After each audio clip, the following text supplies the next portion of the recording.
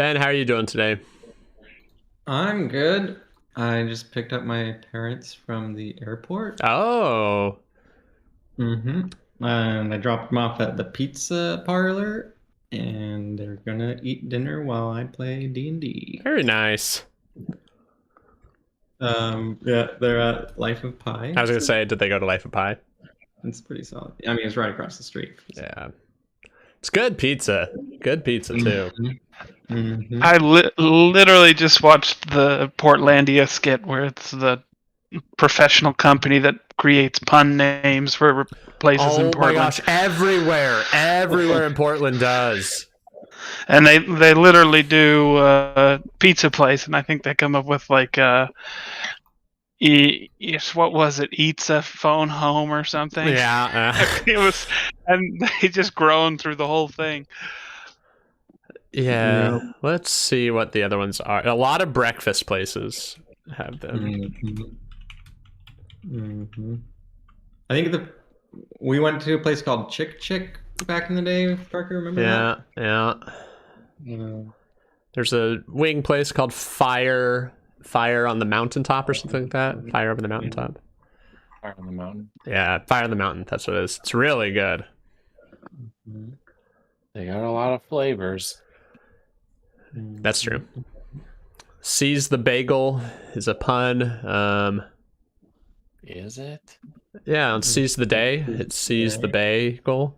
Oh, bad. That's Boo. There's more. Hold on. I'm looking them up. I know there's a lot more. I'm not going to be able to find them in time.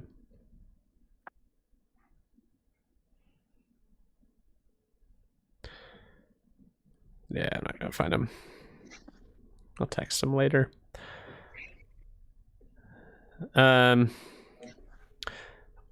will need to take a break probably for a little bit, about halfway-ish through.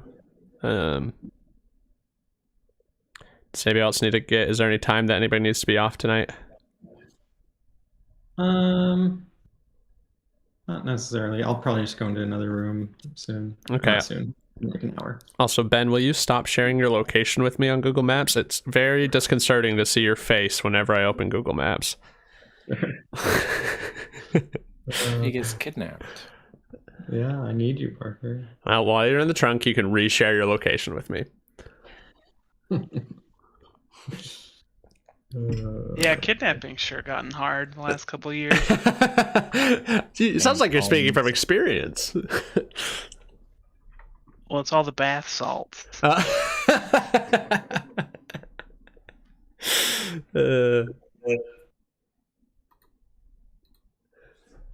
What's been the best bath salt so far? My coworker gave me one that was like eucalyptus and some kind of mint, and that just melted me like a big old slab of butter. Because my back's been acting up, so it's just like heaven. I just get in the bathtub and just soak in these bath salts for like 2 hours. That sounds good. Wow. Doesn't it get cold? No, I'm a big guy, and my bathtub is just like 1970s normal size, which means that the comparison I've made is like picture like a big fat raccoon that's been eating out of suburban garbage cans its whole life, and then like shave it and put it in a salad bowl. So like the water's constantly being drained off by the top drain and just fill it back up. It's just overflowing out of the top all the time. Okay. It's mostly jiggly meat inside the bathtub.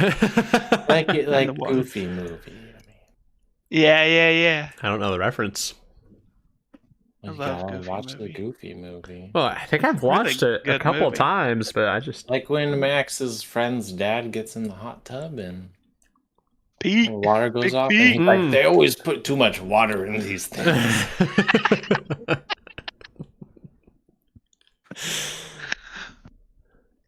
I love when cartoons have just a good zinger, you know. like a kids movie always has like a pretty good joke thrown in.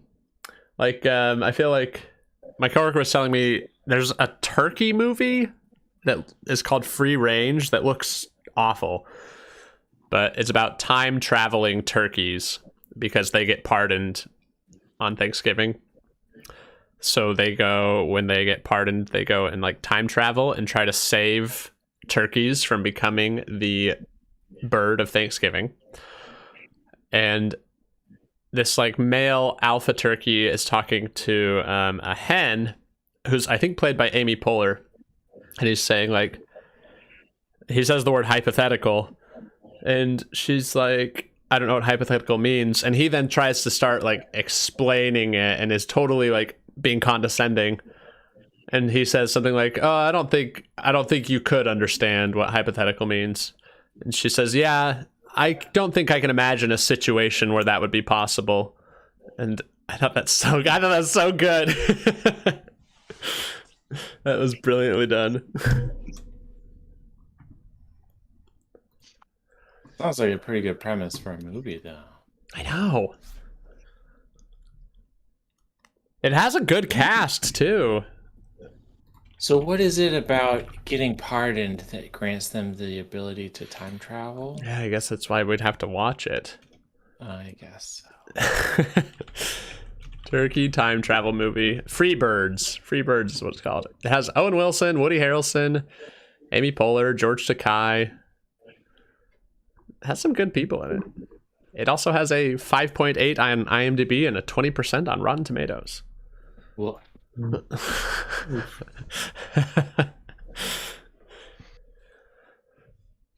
right, everybody got their characters all ready to go? yes. We do not level up now, right? That only happens during a long rest. No, you level up right now. What? Oh, Yeah. Are you level 6? yeah, I got to level 6 from that spin-off thing. Congratulations. Wait. Yeah. It says on D&D Beyond that Sigmond is level 2. I don't know what the deal is with that. Yeah, I'm kind of debating getting rid of XP again, but the problem is like, I like the system where we can reward XP to each other, but it's really funky on D&D Beyond, I think. I think that's just the XP. Probably the math got screwed up. I probably like went in to add XP and instead just set my XP to be the amount that I added. Because he is a level 5 paladin. That makes sense. Yeah, I'm not used to managing it on D&D Beyond. But it is fun to be playing in an XP campaign. I haven't done that in a while. Yeah, it's It's thrilling to receive XP. Yeah, I like ending on XP. Rest bar. Yeah. If like nothing else happens, at least you get rewarded XP at the end of the night, you know? Yeah. Oh, I need to get some. I forgot to generate magic items. Oh well, looks like none of you are getting magic items this session.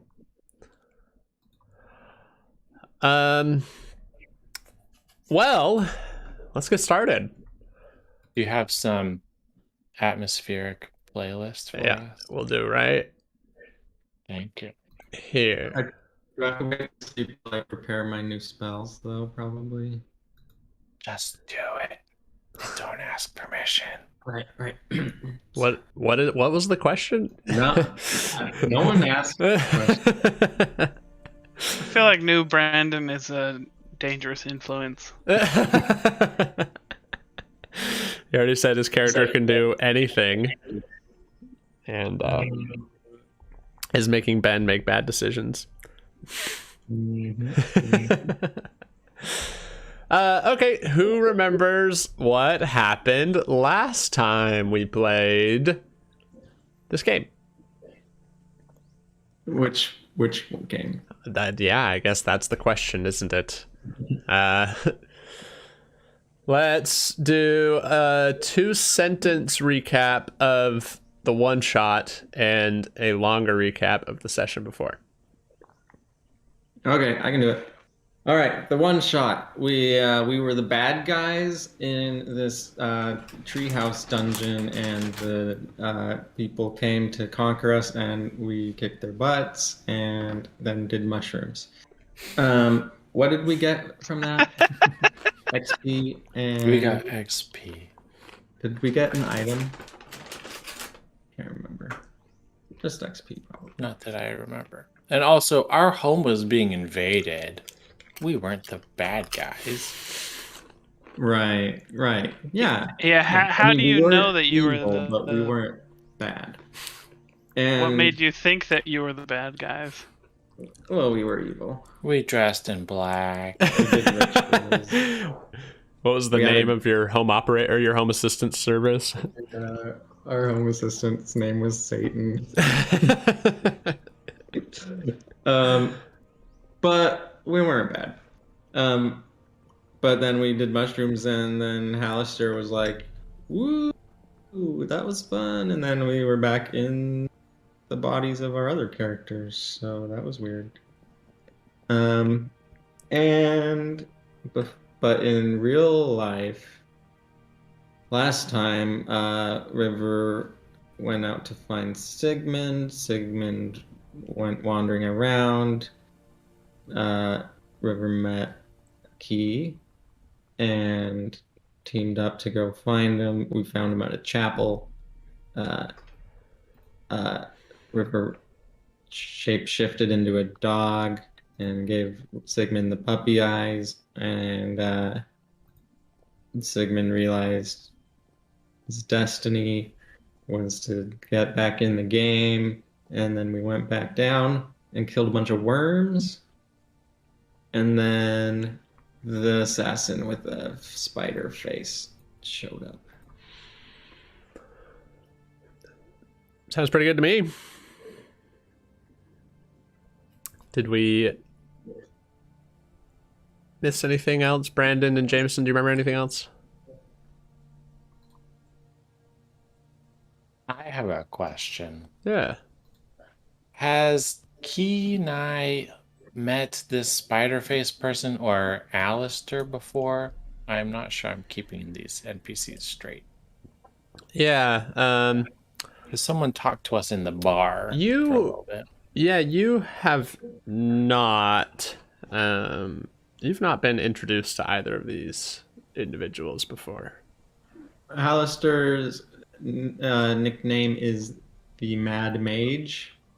He owns the dungeon, basically. Okay, it's Hallister with an H? Mm-hmm. Oh. And the assassin, he just wants to kill Sigmund. He comes from some other organization. I can't remember what they're called. I had it written down somewhere. Cool. Xanathar. Mm-hmm. Oh. And that is and that's a goblin cult? The Goblin Cult is actually what the Xanathar is mad about. Sigmund started the Goblin Cult. Oh. I wouldn't say I started the Goblin Cult. The Goblin Cult kind of started itself. These things just kind of happen spontaneously around charismatic people. Yeah. I actually am charismatic, weirdly. There was a space in the goblins' spiritual lives that needed filling, and Sigmund arrived at the right moment. I'm realizing now I'm kind of like a Donald Trump figure where to an intelligent creature I'm just a blowhard idiot, but if you're downtrodden and feel like the world you live in is a problem, then me showing up and saying a bunch of dumb stuff is really compelling to you. Yeah, and you give them an article of clothing, and they all wear it. Yeah. Oh no. You're a messiah. Yeah. It better not be. I wouldn't compare yourself too much. I mean, at least you have a lowercase m for Messiah. you have a flaming sword. Like that's way better than Yeah, there's nothing religious that ever has a flaming sword. Like no like big religious figure that has a flaming sword, maybe as a protector of something. That doesn't exist at all in religion.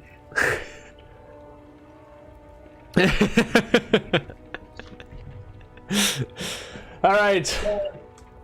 Well done. So, as you all have defeated these worms, you're lying in the carnage and wreckage and goop of everything that's been scattered all around. The sand is beneath your feet. You turn as you hear a voice come from the dungeon, and you hear the voice say, "Oh, well, it seems that I meet you on different terms this time around." You killed my mother, prepare to die, fiend. And I enter initiative. You enter initiative? What does that mean? What does he talk? Is this one crazy? What is he talking about? He's just sitting there No, I don't come here to kill any of you this time. And your I'm mother, gonna cast that was compelled duel on him. your mother. That was strictly business. Wisdom save. Wisdom save 13. Okay, he saves. I'm gonna Your spells are not gonna run work. at him and swing a sword at him. Listen, if you come for me, I'm just going to run away. And take your attack. 10. How do I? Wasn't there some kind of thing in here where I can swing again? Oh, I can use. Well, God, I forgot how complicated all this garbage in here is. You're level 5, so anytime you attack, you can attack twice, right? You use your channel divinity, other channel divinity, guided strike. When you make an attack roll, you can use channel divinity, gain +10. You can do so after the roll, but before knowing the result. Oh. And so you're right. I can attack again, right? Does it say you get 2 attacks on D&D Beyond? Yeah. Yes, sir. So I'm going to attack again, and I'm going to do like the crushing blow thing where it's a -5, I think, to hit. Okay. And then I'm going to roll, and then I'm going to see if I want to use my thing. Okay. Oh. Oh my goodness. Oh. Wow. Awesome. I'm not going to use my thing, so it's a 22 to hit. Okay, 22 to hit. What's a natural? Yeah, 20? let's That go. is Well always a hit. done. Yeah, it is. I just got to think what happens here. Go ahead and roll your damage for sure. And And it's let's going to take a minute. let's have Because I everybody need to remember how to do this. let's have everybody roll initiative as well at this point. Yes. There should be a button for damage right next to What the people want. But paladins are confused. You wanted? Oh, I didn't have my guy select. We don't use the initiative tracker in. No, Roll 20, I right? don't. Okay. I don't know how. So Do you think I can cast a spell and use Divine Smite on the same turn? It uses a spell slot, but I don't know if it is a spell. It says when you hit with a melee weapon attack, you can expend a spell slot. Right. So that is just going to be your attack action. So if you have a spell that you can cast as a bonus or reaction, then you could also do that. well, I already cast the bonus action spell. and what level was it? First level. Okay. Because you can't cast 2 leveled spells in 1 turn. Right? You can only do a leveled Yeah, spell and a that's true. cantrip. Yeah, That's the a question silly is rule. Divine Smite a spell? Yeah, because you rolled a natural 20, we'll say no, and then you can look up whether it is or not as after Divine we allow Smite this is one. not a spell and requires no component. Yeah, it just consumes that resource. That's a good way to phrase it. Perfect. Yeah, go, Divine Smite up. You got it. Juice it. Yeah, do it. I mean, do it here. This is it. For each spell higher than the first. 2, 3. Oh, I have like a spreadsheet for this garbage.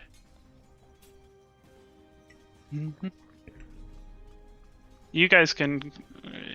I hope there's something you can talk about because it's been a while. Just roll initiative. This is complicated. Okay, yeah. There we go. There you go. Okay, let's enter initiative. We'll just see what happens. Yeah. Kee Nye, you're up first in the initiative order. Okay, Key will dive onto the floor behind one of these giant worms that are now all over the place, creating all sorts of cover, and is going to do a sneak as a bonus action for 16, and then is going to pop up and shoot at Spiderface with his short bow. Go for it. Let me see if... I mean, Sigmund's within 5 feet, so you get... You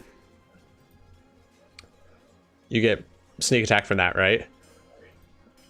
Are you trying to roll for... If I have advantage, then I get sneak attack. Or if an ally is within 5 feet.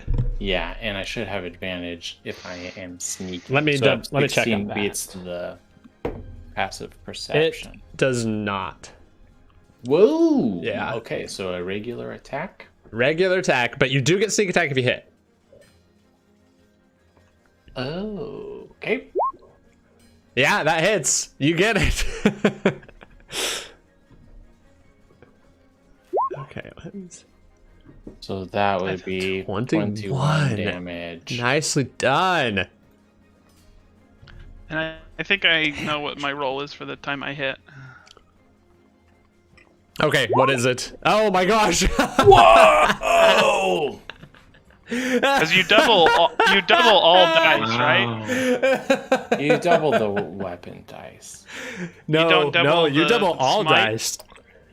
Oh, really? I don't think so. I thought you doubled the smite dice. I don't know either. Well, maybe. This is important enough that we do need to look it up with 51 points of damage.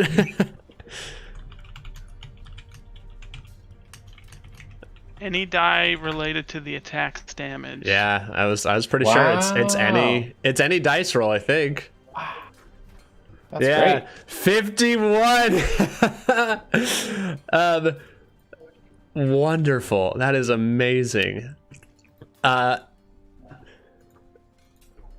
mean, I guess I need you to describe then what the attack looks like. She doesn't die, but she does take 51 points of damage, so I would like to at least get a visual on that as you rush forward. I don't think Sigmund says anything. He just, like, as soon as she starts talking, he's gonna do the thunderbolt thing where the bolt comes through the ceiling of the dungeon and hits the sword and lights it up, and he just full on like anime runs at her with all the flashy lines behind him. And tries to, like, he goes down and up and tries to cut like through her. Beautiful. I love that. Wow. So you go and you just slash, and you slash like this huge gaping hole, and you hear, like, as she screams out, and she goes, "Ah!" and screams out in pain. You see where you make that giant cut right at the middle. You see some things begin to crawl out of the gash that you have left now. And as you look, you see they are tiny spiders that are crawling out of her as you make that giant gash. Very nice. Well done. That was amazing. Very cool. Okay, River, you are up. She is looking very hurt. Okay. Just where is she on this map? Just kind of standing in the entryway. Okay. Yeah. All right. So in Rivers, like he's been a little slow to act in this because he's just got all this pent up like grief and anger and like everything he was hiding within himself the last couple days is I gotta take a phone call. I'll be listening. Okay. And he like raises his arms and you see a tidal wave start to rise behind him and he just pushes it through the hallway. Okay. And yells. I think you will hit Sigmond with the tidal wave. That's totally fine. Yeah, okay, excellent. Is it a dex or it's DC 15 dex. Dex 15, yep. Okay, she succeeds. Does this go through the whole room or does it start at River? I think it starts at River, yeah. Ooh. And it will like push down the hallway. Yeah.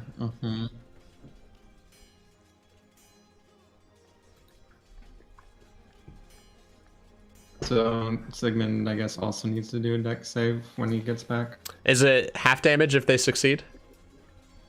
On a failed save, a creature takes 48 bludgeoning damage, which is Yeah, you rolled a 15. That's the 15. Yeah, okay. On a successful save, a creature takes half as much damage and is not knocked. Not knocked back. Okay. Well, we can have Sigmund do that when he gets back. We don't need to worry about it.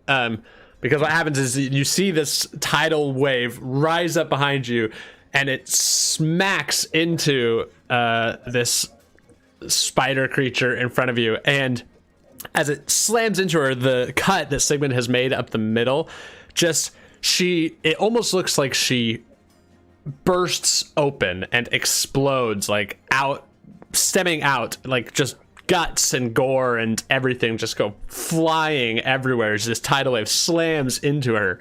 And you see as she like explodes, her body is just washed away and pushed down the hallway and disappears as you hear her screams silenced over as the deafening wave of water rushes and flows throughout the hall. And as everything comes to silence, you're just met with stillness and just the sound of dripping water in the hallway.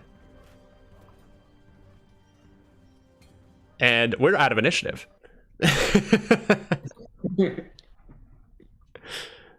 Oh man. Wow, if that spider face person thinks they're coming back after that, they're delusional. I feel bad that I missed Ben's turn. That was a very meaningful turn. It was a good turn.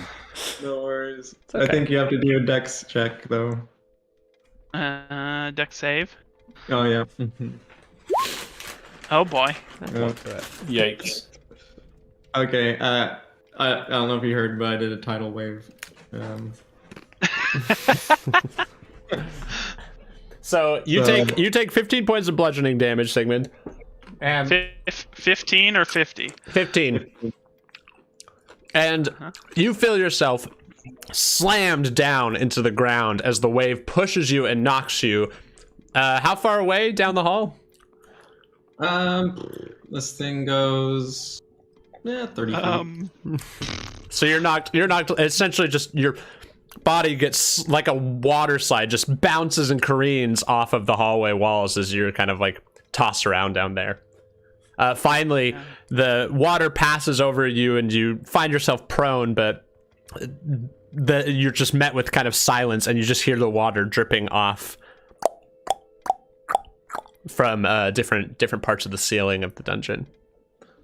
What happened to the spider assassin? Give me a quick perception check.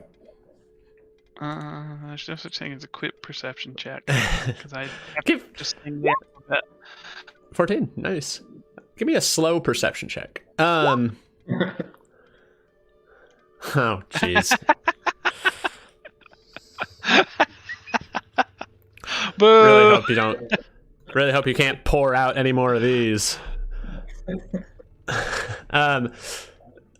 So Sigmond, you look around and you don't actually see any signs. You see her cloak lying on the ground, and as you look at it, you see the cloak appears to be moving a little bit, but as you look closer, it's not, the cloak isn't moving, but there are hundreds of tiny spiders crawling around the outside of the cloak. Is it my turn? Are we out of initiative or anything? We are out of initiative. I'm gonna use Divine Sense for celestial fiends or undead within 60 feet that aren't behind total cover. Yeah, you don't ping anything from this. Let's see. Celestial fiends or undead. She doesn't ping at all. And I'm gonna run 30 feet down the hall and see if just trying to see if I can see around the corner or anything. Yeah, as you make your way around the corner, you go to try to turn, and in front of you, what you expect to be an open hallway, because you've been in this before, is now a door that has light bulbs all around the outside of it, and they're all turning on and turning off in a sort of arc, and the arc, like, they light up so it follows the arc one way, then follows the arc the other, and the door says on it backstage. Isn't this the same hallway we came into the first time? Yep. Huh. Like I'll start to walk back towards the rest of the group. River's just like breathing pretty hard, but like feeling some relief. River, who was that? That was an assassin that just showed up out of nowhere and tried to kill Sigmond, and when she couldn't, she just stabbed my mom and ran away. Oh. Yeah. Didn't like her. That's a real low move. Yeah, super low move. How are you doing? Are you okay? Do you have any worm bites or anything? Oh yeah. Kee Nye kind of snaps out of it and realizes that he's like covered in all that gross acid spit, and starts like shaking off his feathers and preening himself. How in trouble does he look? Does he look like he's hurt real bad? He looks like he's ready for a short rest. Yeah, he's like not gonna die or anything, but he looks like about like a third of the way to not wanting to fight anymore. My dog just turned on the heater with his tail. What? Yeah, it was incredible. I think he's telling you he's cold, it sounds like. It is a little cold in this room, and so I'm actually grateful for it. Thank you, Poncho. Thanks, Poncho. That's the most considerate thing Poncho has ever done in his entire life. And he'll ever do. Are you guys gonna take a short rest? First, I'll give Kee Nye 5 good berries and Sigmond 5 good berries. Oh, thanks. Mm-hmm. How do good berries work? What do we do? You just eat them, and they're 1 HP each. But where do these good berries come from? These There was ones- lore for that, wasn't there? Yeah, I just pull them from like various parts of my being. And here they are. Like your body? Yeah. Well, it's I like think the word orifice was used out of at my one point. ear. Oh. Well, do they taste good? Yeah, it tastes like blueberries. Okay, nice. Blueberries do not taste good. What? Blueberries don't taste like anything. They're either sour or they're just like not there. They're my least favorite of the berries, easily. Sour's a flavor, right? That's true. That's true. I take that back. They are Blueberries taste sour. They're the worst of the berries, easily. Not even close. I know. So wait, are you talking about blueberries? Yeah, they're the worst yeah. of the berries, easily. I feel like Berries. we've stunned Ben into like shock. What is worse than a blueberry? A raspberry. What? Raspberries are pretty good. You just went top tier. Raspberry is top tier. You can't Blackberry. say that's not even bottom like it's not even close. It's top Okay, one. Blackberries are better than raspberries. No, what? No, it's not true. Wow, you just don't like colors. Okay, so how about this? Blueberries are better than cranberries. All right. Yeah, I'll cranberries concede are there. a real. I'll concede there. Oh, Real cranberries jerks. are the worst berry. You're right. You're right. Cranberries are the worst berry. Are goji berries actually berries? Probably. Those are weird. I mean, they taste bad, but they're healthy. Yeah. But that doesn't mean it's a good berry. It depends on what you mean by good. It's the spell. Good berry. Maybe So the berry's good for your body. River will never be pulling out raspberries, it seems. Too sour. He's just giving everybody sour berries. Too sour? Raspberries are the Black raspberries sweetest. are pretty good, though. Oh. These are just like, these are like Savi Island blueberries. They're very good.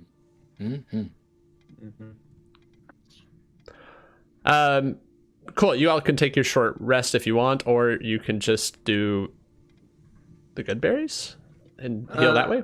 We'll also do the short rest, I think. Okay. Cool. Yeah, go ahead and mark that off. Short rest done. While you're doing that, I realized today I was going to tell you guys. I saw 2 kids jumping on a trampoline, and they were like kind of play wrestling. And then I saw one of their sisters come by holding a long metal pole, which she threw into the tramp that's like a covered trampoline. And I saw for a moment they both like looked at each other as this metal pole was on the ground in between them. And I was like, oh, these kids are gonna kill each other. Like, she just started an actual pit fight with these 2 kids. And it actually was really heartwarming because they ended up making a game where they had to jump over the metal pole. And I was like, Thunderdome. yeah, they didn't Mad Max it. No. Faith in humanity. Restored. I honestly was like, this little girl has no idea what she's just done. Like, So this is interesting. When I'm going into D&D, I thought that hit die only apply their modifier once. Is that what we all thought? that is correct. Because as I'm in D&D Beyond and I check boxes for using hit die, it's adding the modifier up each time. Oh, maybe not then. But Right, that doesn't because you seem right. you can do them one at a time. You don't have to decide how many to do. We've always played it the opposite way. I mean, we've always said you roll all your dice and then add your modifier. But if you do it each time, that's big. I don't know if it's just like a quirk of the UI or something, but I've got 3 of them checked and it says 3d10 plus 9. That's the way I would do it. Because you can do it one at a time, right? Like I did one, I'm not going to do any more. But if I did another one, I'd get the modifier. You add your con each time you roll a hit dice. That's incredible. That's a lot. That makes short rests a lot better than what we've been doing. Yeah, good catch on that. Well done. Well, I don't know. It could be. No, Ask it's Brandon. great. He's the professional. I was wrong about the smite. I can't trust you ever again. Good deal. Especially because you can roll a crit and then decide to smite, seeing that you rolled a 20. Which is pretty amazing. Yeah. That was a lot of damage.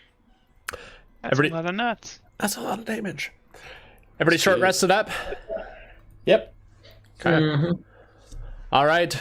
Would you like to continue on towards the door, or do you want to go back up to the tavern? Well, I feel like my life purpose is over. End of campaign. We did it. Well done. Let's see. I mean, I was pretty phased after that first battle with the gross worms. Within the first minute of being underground for like the first. But after having the very successful confrontation with Spiderface, and then hanging out for a little bit of time and acclimating, getting more used to the funny night vision goggles, Kee Nye's energy is renewed and is enthusiastic to push on. I like the name Spiderface. I think we're going to stick with that. I'm happy if you tell me what the actual name is of that character. I don't think we know it, so I think Spiderface is like... Spiderface Killer is what I have in my notes. I'm not being sarcastic. I think I'm sticking with Spiderface. Cool.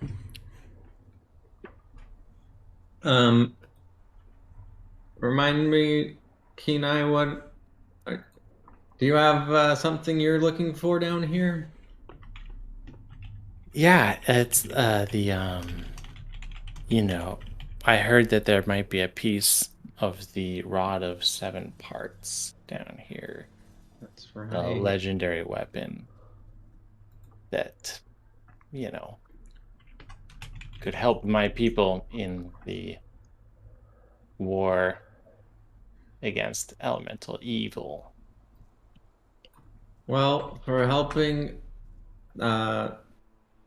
me and my people against Spiderface, I will help you find the rod. If Sigmund's okay with it. He's kind of like my boss. What are we all doing standing around? Spiderface is getting away. Oh. Let's go. Let's go. So all of you rush forward. You are greeted with that door with the lights going around the outside as you round the corner. And it says backstage, and it just looks like it's kind of a square door that has, and it's red. And the handle looks to just be like a doorknob, and that's it. Can I pick up that cloak, by the way? Yeah, for sure. As you grab it, a couple tiny spiders like skitter up your hand and fall off as they like reach your armor. Ugh. I want to hand it to River and ask him if it. What do you think, River? Any clues? Yeah, I'll do an Arcana check on it. That's all right. Yeah, go for it.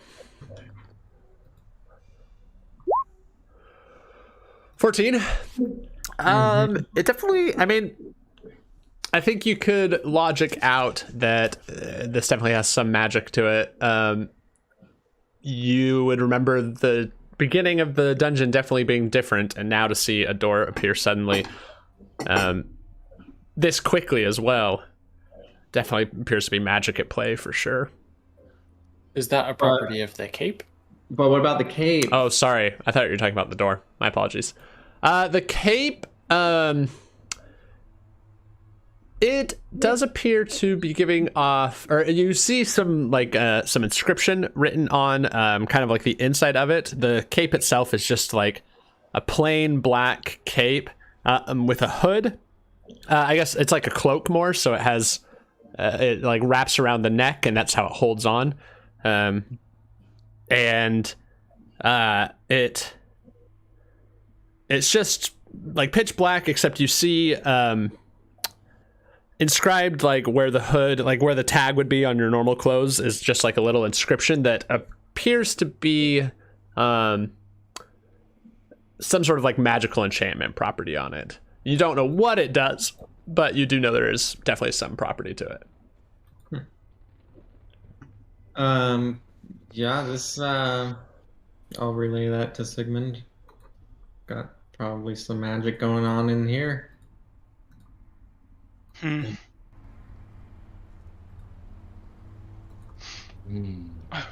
What should we do with it? We probably could have attuned to it in that hour we just spent.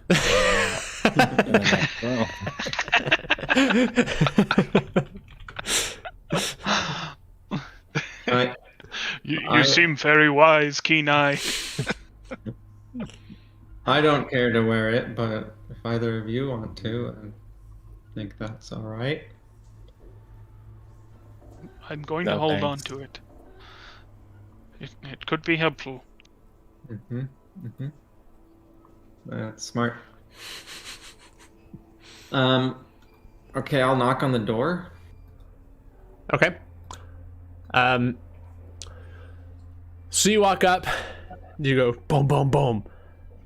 And no one comes to it. There's no response.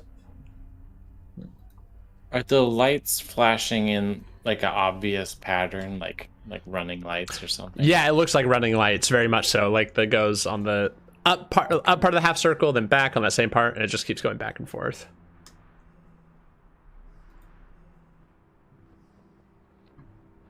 Key will try the knob. Okay. You see, as you go to reach for the knob, the door handle it's locked. You jiggle it and it doesn't go anywhere. It's appears to be locked by some internal mechanism, or like there's an external hole on the bottom of it that you could pick it, or there could be a key for it potentially. Sigmund will kick the door down. Okay. Yeah. Signature move. Okay, so it's your signature move. Need a rogue. Across the campaign, our characters seem to have a problem with doors. We really just don't like them very much. Brandon, we were playing in Strahd, and I think Ben, we were going into just a shop, and Ben just kicked the door off the hinges, and the shopkeeper was just like, "What the hell, man?" He just open it. It was unlocked. You didn't need to do that. Oh. I gave I'm gonna try it. Strength athletics. A gold piece, I think, after. Yeah. Keep the change, you filthy animal. 14. You give it a solid kick. You hear some cracking of wood, but the door does not come open.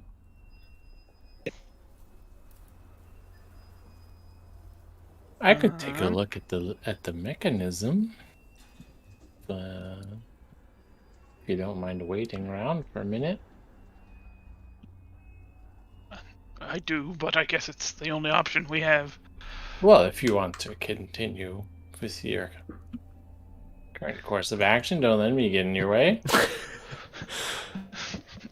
It seems like you might be more knowledgeable about this kind of treachery than I ever could be. I trust you. Well, thanks. Let's see if I can figure this out. Yeah, so are you looking to just try to pick it or try to see how it works? I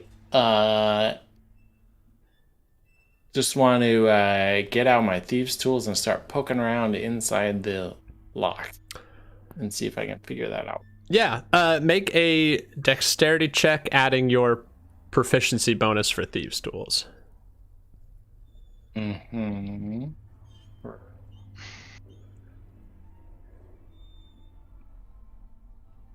Like a dexterity thieves' tools. Yeah. So adding your dexterity modifier plus your thieves' tool modifier. Oof, bad roll. 10. Not great. As you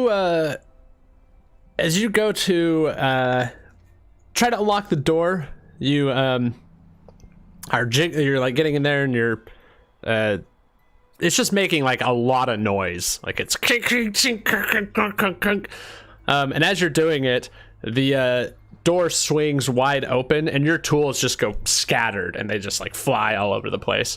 And I got it. Very impressive. Thank you. There's a woman standing in front of you, and she has a headset on and a clipboard in her hand. And she goes, "What? Hurry up! Come on! You were supposed to be here an hour ago. Get in! Let's go! Okay. I'm gonna pick up the thieves' tools and give them back to Kee Nye. Thanks, River. So she just begins like walking in a straight line, and what appears beyond the door is you see there's like a rack of clothing with like different suit jackets on it. One of them's like covered in like gold sequins. You see there's a bunch of people like pushing things around on like dollies. They're rolling things like back and forth. You look a little further beyond, and you look out, and it appears that there is a sort of like, it's really dark where the door opens, and then there's a very light area beyond. And you look through, and you see what appears to be like a wooden desk out there. And you hear the faint sound of music being played from within. I think I've seen this movie. The Sound of Music. What's a movie? Oh, no, just something from another plane. Don't worry. We are all medium creatures, right? Are we all about the same size? Yeah. I think so. I'm just a human. Okay. Human. You see Ooh, as this lady as well, she with the clipboard, she motions, she goes, "Come on, you're late, let's go. And she walks, and she just starts booking it towards where that desk is, the lit room beyond where the desk is. I'll follow so long as Sigmond and River are coming. Yeah. Excellent. Mm-hmm. So I picked up my daggers when we were resting. Probably didn't have to say. Perfect, you got it. I got all my stuff. You picked up everything. Everything's been picked. My pockets are full of spiders too. Pocket spiders. It's a snack for later. If somebody threw a handful of spiders at me, I would just surrender to them immediately. Yeah. I would just give up. Yeah, that'd be the end of it. I mean, what response can you have to spiders being thrown at you? So you follow her through, you wind your way through, and as you go through and through, you see she's like has her hand on like her ear, and she goes, "Okay, we got them here. We're going live in 30. Get everything ready. Get sound check prepped, camera check prepped. Make sure you get the lights all prepped. We got to make sure we're ready to go. We're on in 30 seconds. Okay, let's go, people." She turns around and she looks at all of you as you followed. She stops just before the room opens up into that wider area. And as you look out, the floor of this room appears to be like a shaggy carpet. It's like a beige shaggy carpet. There's a wooden desk at the other end. It's kind of shaped in a diagonal way, and there is a backdrop on the right hand side that just is like pastel blue and like pastel orange and pastel yellow, and it's kind of like a rainbow down it. And then you see where all of you are standing, there are 3 individual chairs with blue cushions on them. And the lady turns around, she stops before you enter the room, and she goes, "Oh, where did that I forget her name. Where did that spider face go? She was supposed to be here and let you in."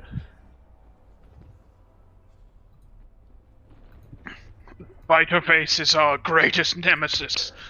Ah, jeez. Oh, man. Hallister sure knows how to pick them. Okay, cool. Whatever. Anyway, here's what's going to happen, okay? You are going to go out. We're going to announce you one by one.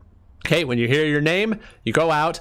Do whatever you want to the audience. Just make sure you get a good reaction. Okay, we're putting on a show here. Make sure we need the audience engaged. So you're going to go out, do something, and then you'll take a seat and you'll wait for the host of the show. And then once we're going to go live though, right when you hear the music play, okay? So get yourselves ready. You good? Any questions? What do you mean do whatever you want to the audience?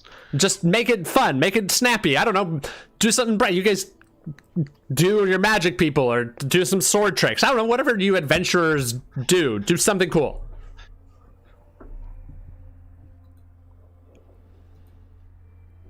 All right, any questions? We good? Okay, all right, we're live. In 5, 4. Sigmond, do you know any jokes? No. It's at this point in time that you hear coming over the speakers, a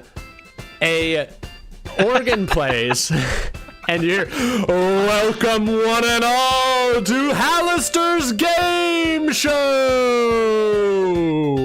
Tonight we have 3 brand new contestants hailing from far and wide. We're happy for you to meet them. Let's do it right now. First up, we have the one, the only, the feathery Kee Nye." He will kind of float to the center of the area, spread his wings, and take a bow. Make a performance check. Okay. 24. Wow. Oh, Nice. all right, good one.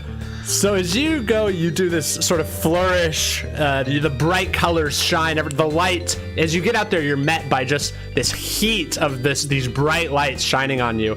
And that light radiates off of your feathers, casting a sort of almost like kaleidoscope effect as you're now out there amongst the stage. As you look out, you see there are shapes of audience members there, but the lights are so bright that they're all just washed out, and you can't make out any general features.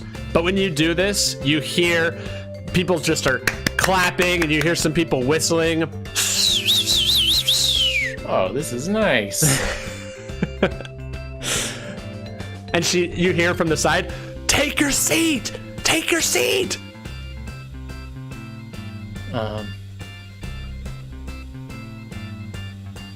Okay. Yeah, Kee will go sit in the farthest chair from the desk. Perfect.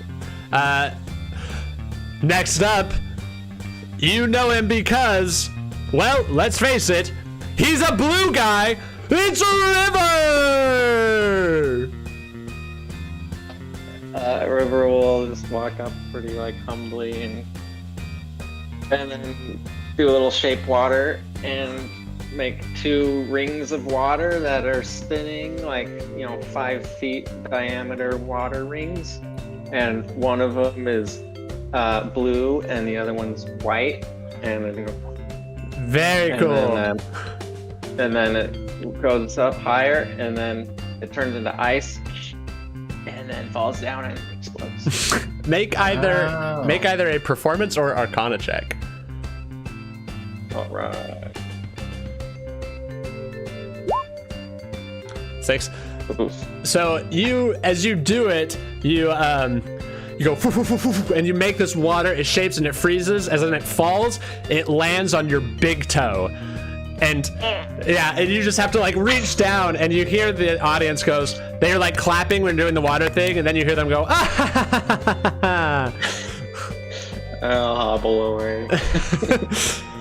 He will give you a thumbs up and like a high five when you get to your chair. Thanks. And last up we have the one, the only, the unfaced man of holiness. It's Sigmond! Sigmund will walk out very awkwardly. And I will do the conquering presence. So all creatures within 30 feet have to make a wisdom saving throw, or they become frightened for a minute. And I'm just gonna go. Very cool. Does that include us? It does say all creatures. Okay, yeah, perfect. Do you want my roll? Do you want to make a roll? No, sorry, chosen creatures. You guys don't have to do it. Perfect. Do you want me to make a roll, or do you want to make a roll for this? You could either do performance or Can I do intimidation? yeah, you could do intimidation for sure. Yeah, absolutely. 22, nice. You hear as you go out there and you loud this loud scream. You hear the first 3 audience like rows like. There's this huge gasp, and you hear one person like. And then they all go woo, and they all start clapping as well after that. And I'll go take my seat. Well, everybody, thank you for coming out. We've got a great show for you tonight, and now to welcome the man of the hour. It is his show. You know him. You love him. The Mad Mage himself, Alistair Blackcock! And the music starts again. It's the same exact music. And you see behind you a sign drops down, and written on it and around it are those same light bulbs, but it's letters, and they're all around the outside of the letters, and it says Alistair's Game on it. And you look at it for a second, and all of the light bulbs shatter and explode, and the glass shoots outward and then stops and suspends in midair and just sort of like goes slow motion.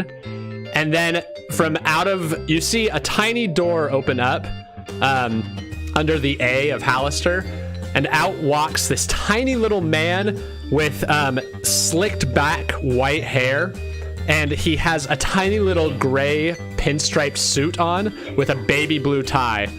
And he walks out of the door of the A, and you see it, he goes from being very small, and he grows and becomes a normal-sized person, and you see Alistair standing in front of you, but wearing a suit and a tie. And the shards of glass that are all kind of hanging in the air, he just walks through them, and he sort of like pushes them aside, and they float. And he walks to the front of the room and just puts his hands like up in the air, and the crowd just erupts, and it's just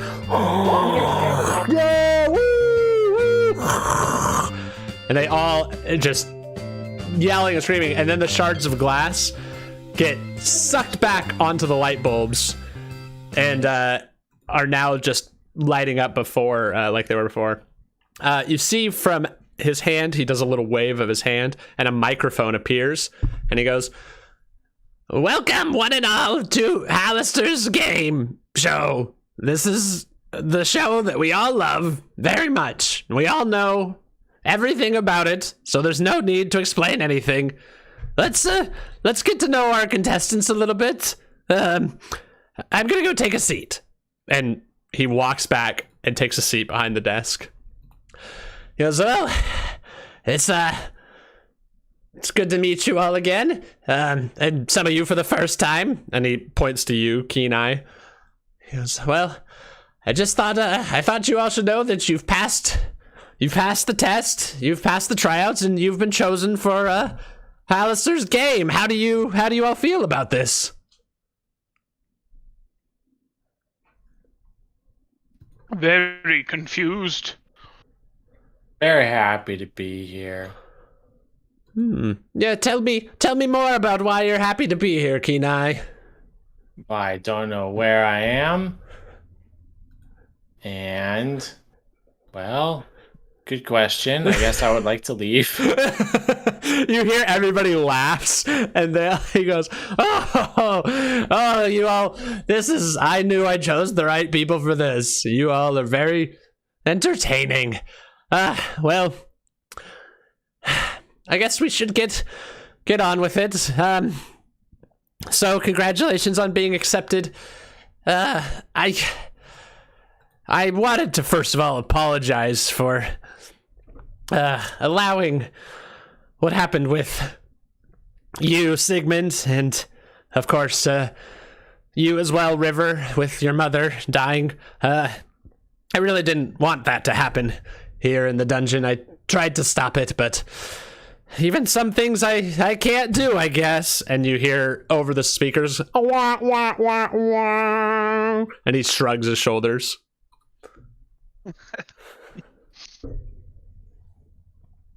That was quite an awful experience. Yes, I know. I hope I can make it up to you. I know your trust for me is probably pretty low right now. I'm terribly sorry about that. I hope I think the game will help. I think if we can have a little bit of fun together, nobody has to die yet. Then, as long as, I think also maybe if I helped explain the rules of the dungeon, it might be better in the future. So, the rules of the dungeon, there's 2 rules. Number 1 is what happens in the dungeon stays in the dungeon. That's the first rule. And the second rule is if you win the dungeon, your wildest dreams will come true. And you see he sits there, and then he makes a head motion, and you see these 2 lights that are facing the audience. They shine with red, and you can't read it because on the other side is it's just black on where you guys are all sitting, but you see a red light come on, and then you hear the audience starts clapping, go, yeah. He goes, so, any questions about the 2 rules of the dungeon? How do you win the dungeon? I'm glad you asked, Kee Nye. Let's see our scoreboard! And he points to where it says Alistair's game, and it flips over and becomes a square LED-lit scoreboard. And you see there are 3 things written on there. The first one says the Friendly Fellows, and there's a 1 next to it. Below that, you see the blue team, and next to it is a 7. And then below that, you see 3 question marks and the number 0 next to it. He goes, well, there's our scoreboard there. It looks like the blue team are heavily in the lead, but all of you will easily be able to catch up. It's pretty early on in the game. Blue team has gotten a little lucky sometimes, so I think you'll catch up pretty quickly, if I'm being honest. I forgot to ask what I think, and everybody at home has been just amazingly curious to find out more. What is your team name?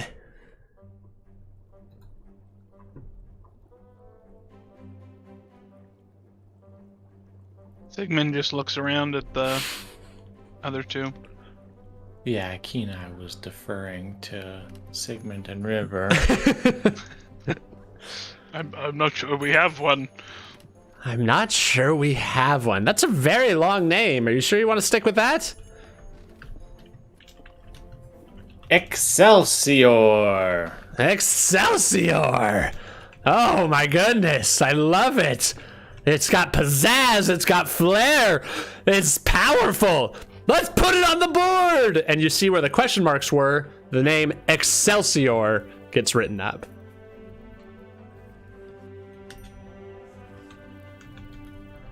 That was pretty good. Where'd you come up with that? Oh, it's something we say back in the... where I come from. Well, I figured this would be a good time for us to get to know each other a little bit. I think the people want to know a little more about all of you. And, of course, we can answer any questions that you might have. We're going to read some questions off from the audience real quick. And you see a glass bowl appears, and there's a bunch of small slips of paper folded up within. And he sticks his hand in next to it on the desk, and he pulls one out and he goes, this looks like it's a question for all of you. Let's hear, what do you think the greatest thing about the dungeon has been so far? Oh, that's a good question. From Freddy962XXX. That's who that comes from.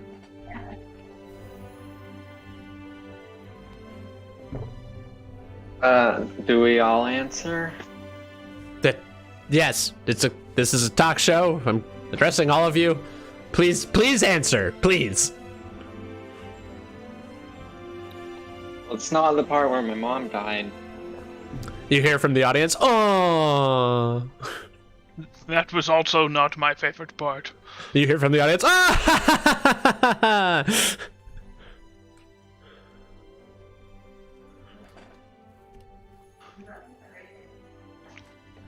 That when Sigmond got that cool sword, that was really cool. Oh yeah, this Sigmond, tell me, for the people back home didn't quite get to see what happened. Tell me what happened when you got that sword. How did you come upon it? I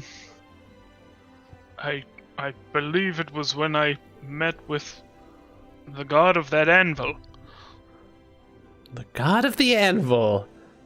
Huh.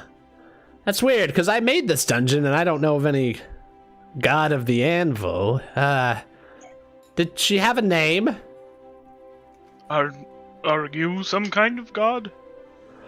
Oh, you flatterer, you. I see. No. I mean, I guess for all intents and purposes, I am kind of the god of the dungeon, but, I don't Apparently not. Yeah, exactly. No, you got it. So there are certain things I can and can't do here, and so I'd say no. You're right. That's a no. It sounds like there's things here that even you are not aware of. I guess so. I see we have a scholar in our midst. Well done. Well done. Literally no one has ever called me a scholar. You see, he goes, let's take another question. He reaches in and pulls out. He goes, oh, this one. Our viewers are very interested in you, Kee Nye. They're wondering, Kee Nye, can you tell us what was your home plane called?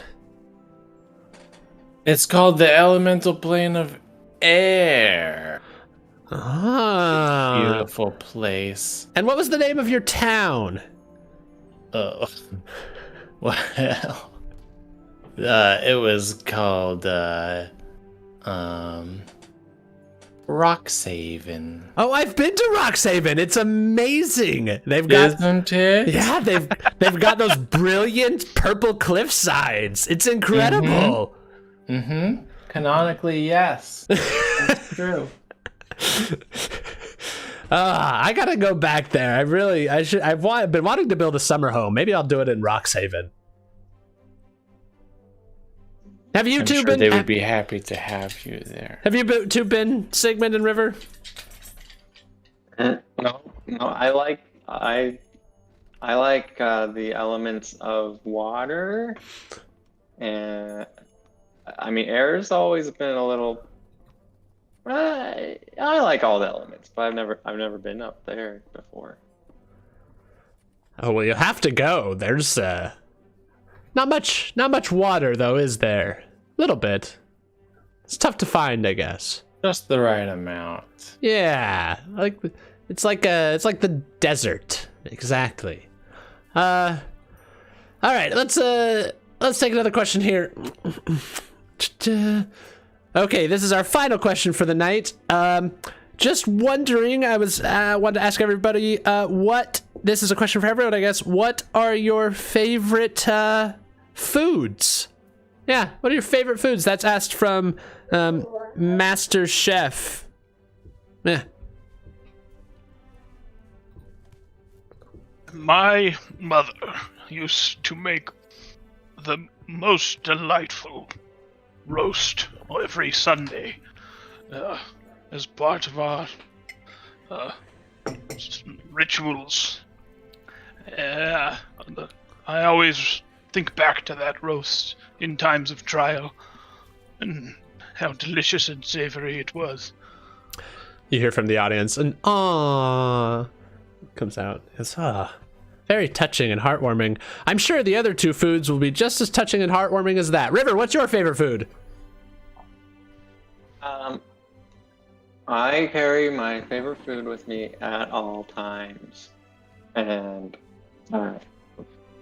from my nose, I'll pop out a blueberry, big old juicy one. You hear the audience like kind of gasp a bit, and then they all start laughing. You just like farmer blow this stuff? Yeah, and I'll toss it to Alistair. You see, he catches and he goes, "That is literally the most disgusting thing that someone's ever thrown at me." And he throws it out into the audience.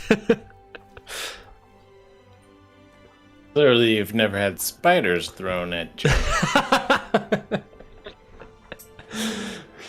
My favorite food, much like Sigmond, is something that my mother used to make for me.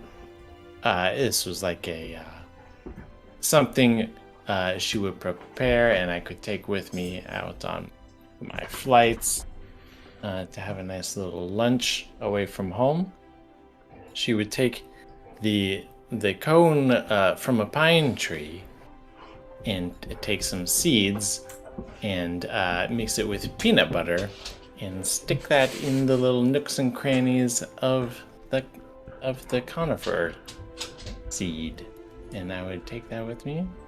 And when you get hungry, you just peck out a few of those seeds, and it is super delicious. Yeah, I had some of those hanging up in my yard. They were very nice. The birds they attracted were very pretty.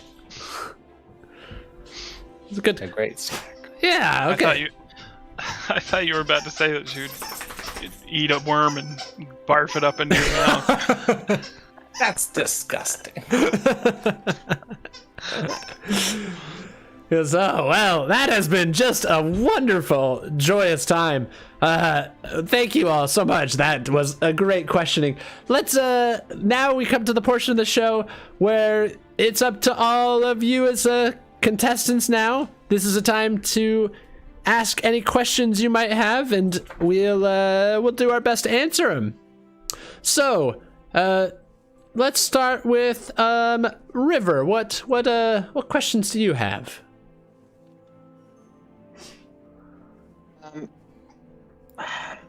How do we get to the levels with all the water? Where's all the water? Oh, yeah, there's some water scattered around. It depends on which level you go to. I believe the level you're going to today will probably have some water on it somewhere. There's kind of there's rivers scattered throughout the dungeon. Yeah, some fountains and things like that as well. So, but I think you'll definitely get some today, for sure. I guess I'll let someone else go. Let's hear from Kee Nye. What questions do you have? Point of order. I think when you introduced him, did you say his last name? Because I think you cut out for a couple seconds. Oh. At that point, when you introduced Hallister. With Hallister Blackcloak? Blackcloak. Oh, I see.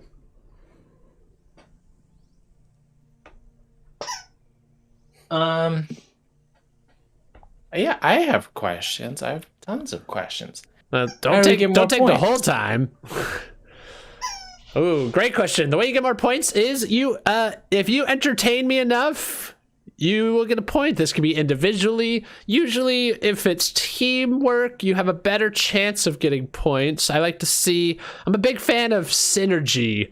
So if there's a lot of cooperation, definitely chances are higher you'll get some points. We know that's why the friendly fellows aren't doing so well. Am I right? I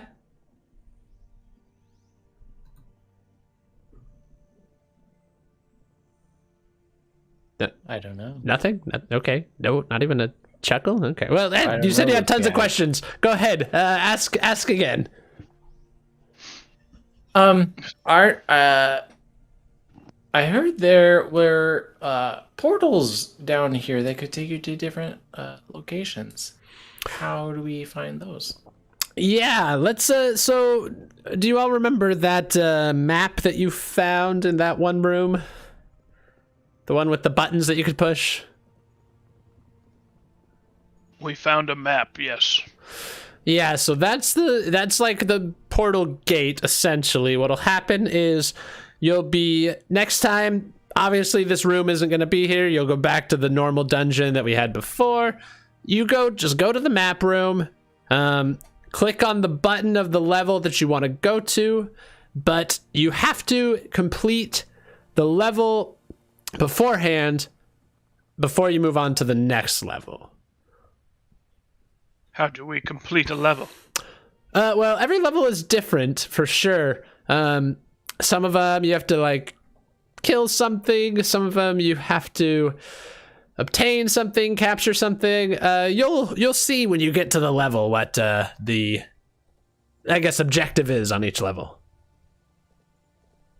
And of course, that awards you points how successfully you complete the objective. Are we just monkeys here dancing for your entertainment? Oh, no, not just my entertainment. Tons of people's entertainment. You hear the audience erupts into cheering.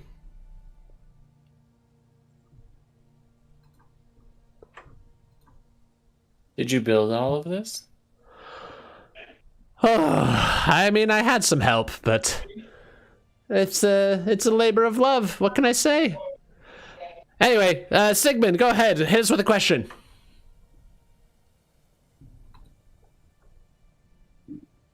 Sigmond is chewing on carrots. You see a lady runs away, holding a bag of carrots that she's just handed to Sigmond.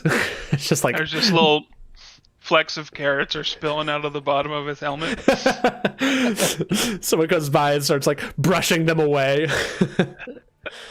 One reaches up and brushes them off your armor. Where is Spiderface and how do we kill it?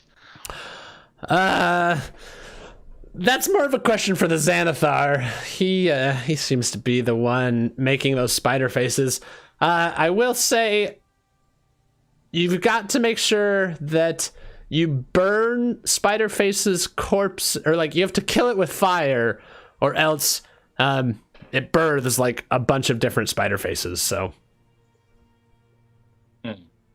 that's oddly helpful information. You haven't killed any of those, right? You're good, so it'll be fine. What is the Xanathar? That's a tougher question than I think you may know. I'll give you a brief answer. The Xanathar is a beholder, essentially, that runs a syndicate crime organization that operates in a place adjacent to, but not necessarily a part of the dungeon. And they do work both below the dungeon and above, but mainly they look to control the systems and usurp the systems that are already in play above. And yeah, he's kind of a weird guy. He has a goldfish that he really loves.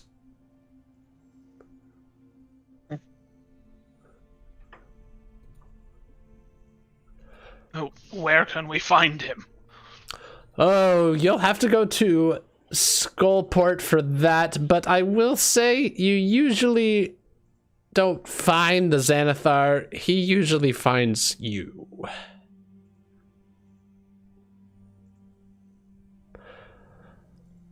So, any final questions before we get this game rolling?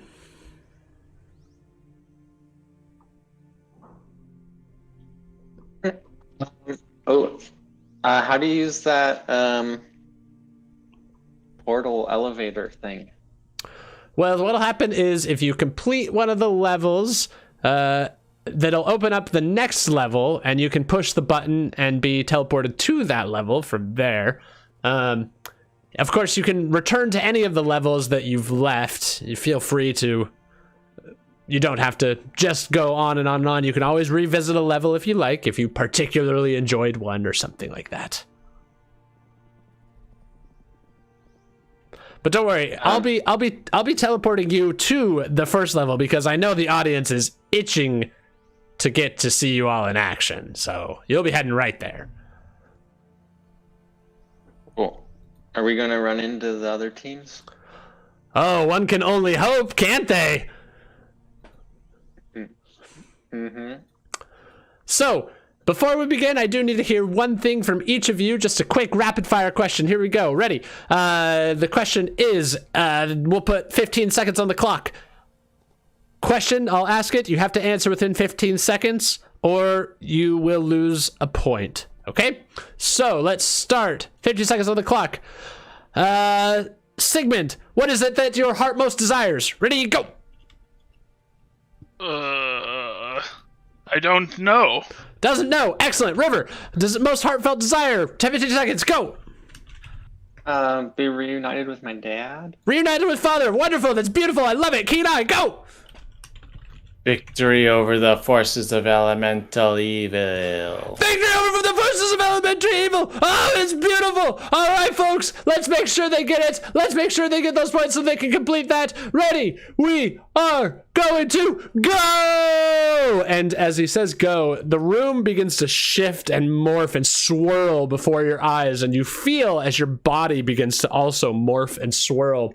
And you all find yourselves, after that happens, and you find yourselves, boom, and you appear, and the first thing that you are met with is you're surrounded by jungle trees and shrubs and ferns, and the humid heat envelops all of your senses. It firstly creeps through your nose, and then you feel it dampen your skin. As you look in front of you, you see the face of a stone-carved demon with curled horns coming off to the side, and its open mouth is filled with a polished black onyx. As you look beyond the demon, you see a large Victorian-style house with stone front doors, and in the middle of this door is a 3x3 grid with animal-shaped squares all around, an empty square in the middle. And that's where we're going to take a break. Woo. Man, we really should have burned those spiders. Yeah. Okay, let's take a 15-minute break. Reconvene at 8 o'clock. Okay. Sounds good. Okay, I will see you all then.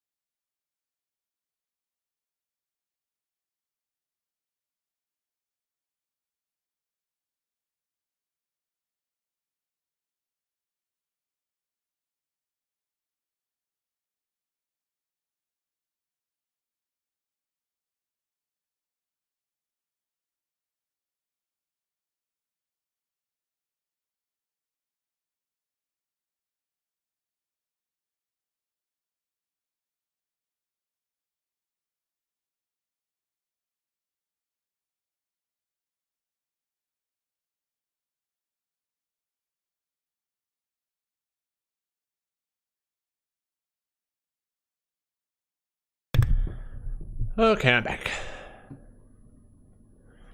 Hey, why not move? Move. Oh, y'all.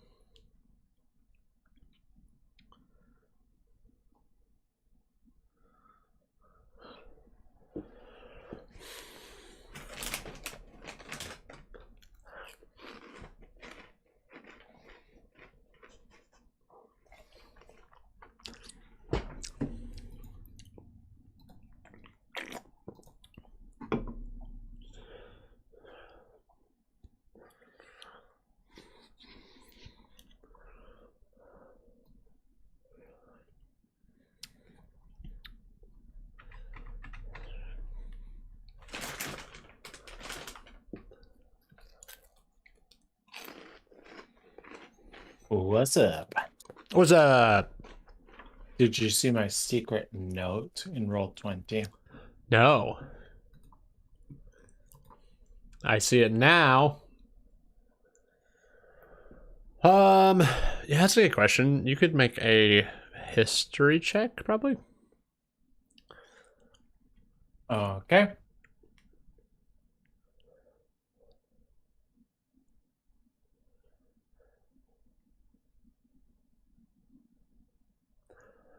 Unless you feel like you've like +1. Yeah, I think if you maybe have heard the name, but you don't know the symbol. Okay. That's totally acceptable.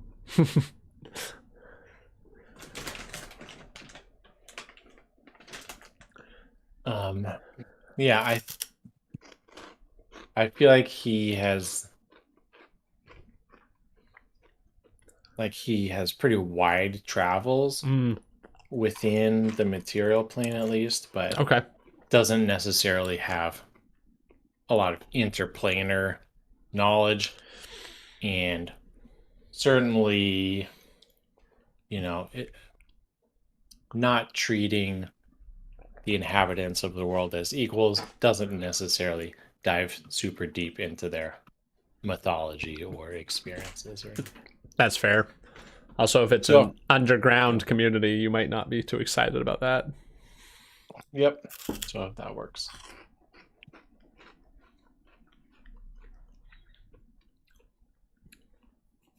How are your parents doing, Ben? They're on Zoom with my family right now. Can you hear that? Is that picking up in the mic? The Zoom call? Not that I can hear. Okay, let me know if it's. Yeah. But they're good, and yeah, they enjoyed the pizza and the kale salad, and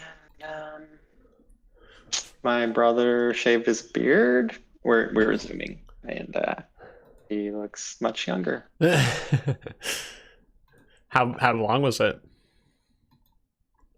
Chris had it was like, one of those big old ones, probably, I don't know, 2 inches. Mm-hmm. That's pretty good. That's pretty good. I think I'm going to try to go for just a big burly beard here.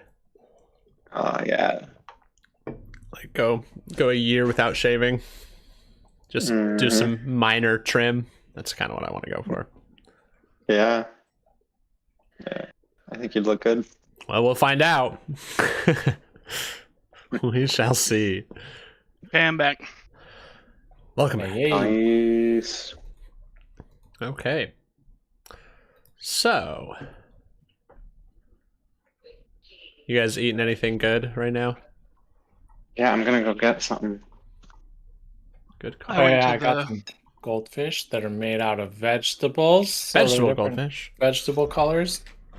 Really? That's exciting. Yeah. Did you make them? No. Oh.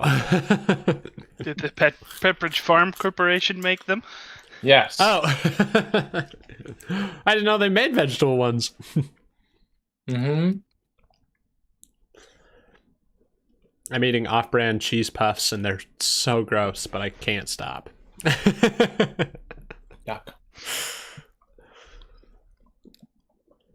Cheetos are like my favorite thing, but I'm not. I tried to go with a cheaper brand, and it was a poor decision. Is it like crispy style or The puffy. styrofoam style? Yeah, the styrofoam kind. Puffy. Yeah, yeah, the worst ones. When This you is such bite a down, it just feels like fake. Yep. Yep. this is such a weird coincidence. these are I went to the grapes. convenience store and got the puffy, gross styrofoam Cheetos. That's what I did during our break. Wow, you're close. That's close. Yeah, I just great. walked. It's like across the street. I just walked over there. What else did you get? Pineapple Fanta, 2 for 1. The pineapple Fanta is not bad. A 2 for 1 is super cheap. Is the best. I know what It's a you good mean one. that it's gross that they're like styrofoam, but Yep. I'm just down with it. I'm Oh so yeah, down. no, I totally accept Just- that they are awful.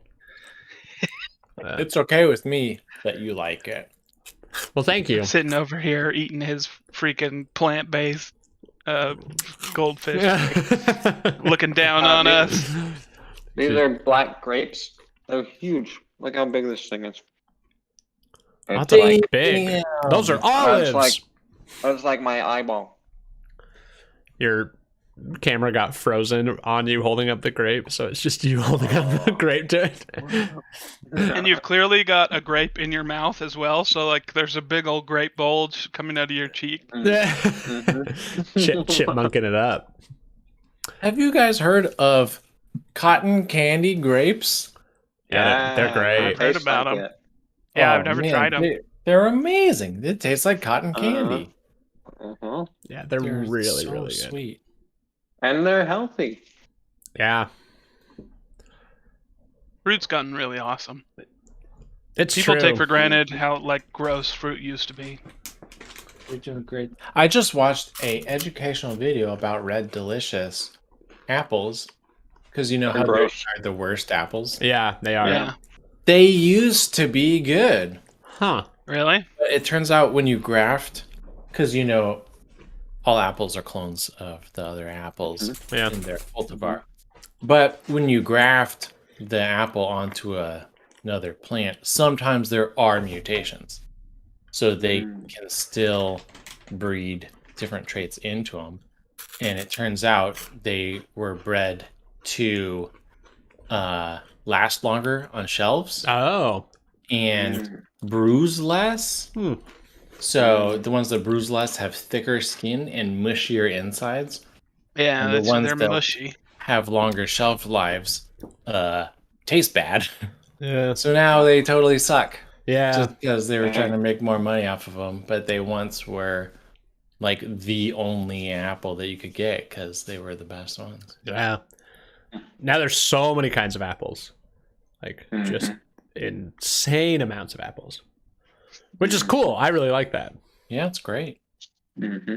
I think everybody just associates Red Delicious with disappointment in Yeah. their head. It's horrible. It's horrible. Yeah, It's like terrible. biting into sorrow or something. Regret. This is what happens when the people who are making the decisions about the thing are the people who are profiting off of the thing. Yeah. So you get the wrong decisions. No one should make profits. Mm-mm. Okay, cool. Welcome back. So, we find ourselves now in. Are you recording? I was recording the whole time. Okay, good. What? I didn't stop Not because I this don't time. want to risk it.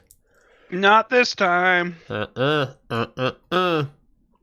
Okay, let me bring you all somewhere new. Boom. We're here. Let's see if I can get your characters in. Oh, it's dark in this jungle. I don't know if I can.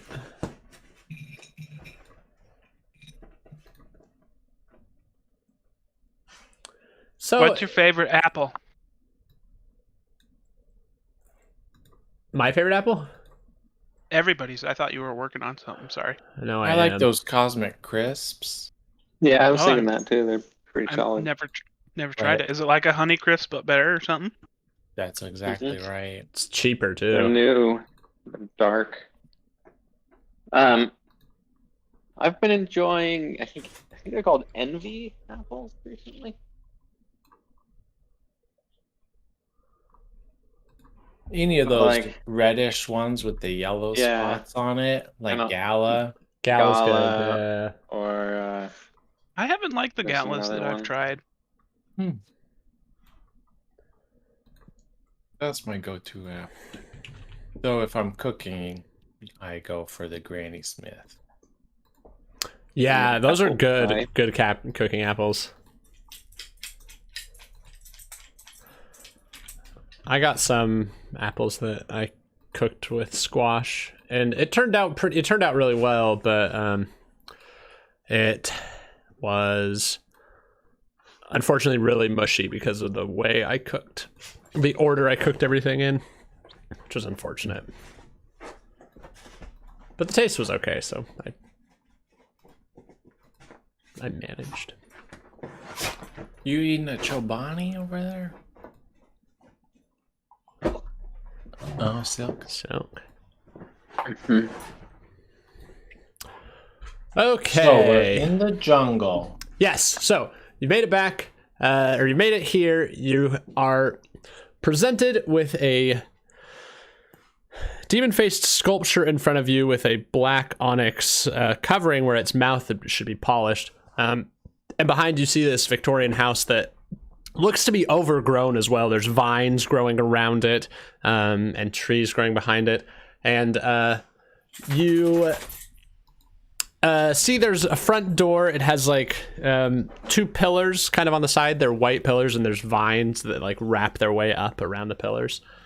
But this statue that's immediately in front of you is pretty, it's like as large as any of you, and the mouth is just gigantic.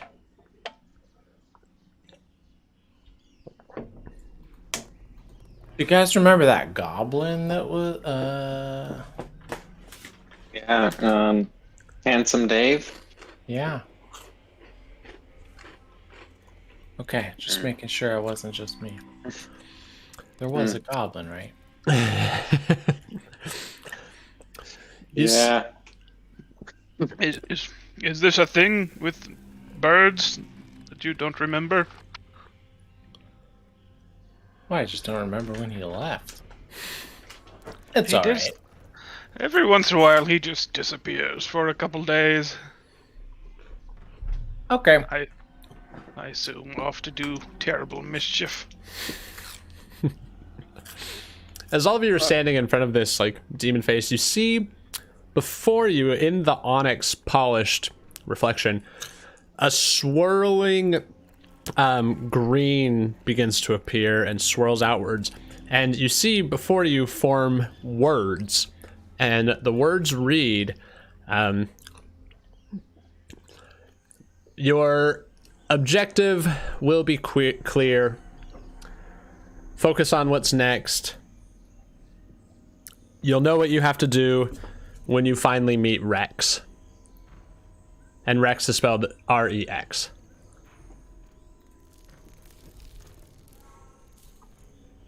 Well, I want to go look at that 3x3 animal. Yeah, so as you situation. Yeah, so as you approach, you see, so it's like, if you think of a grid, you know, it's like tic-tac-toe, but in everything but the middle square, there are animals surrounding each one of them. There is a rabbit, a frog, a stork, and then there's a displacer beast, beholder, a dragon, and a like large sort of, it's definitely like it's a large, huge creature, and it looks almost like Godzilla, but like eating a like a building. And the last one is just like a smiley face.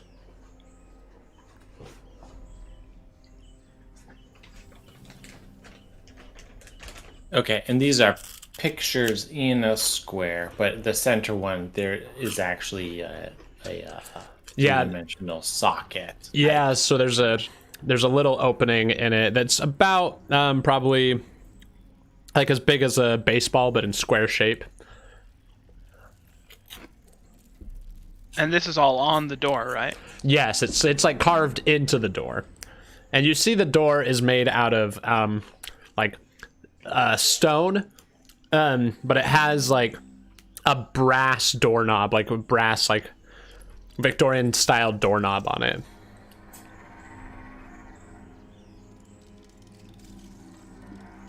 Sigmond will try the doorknob.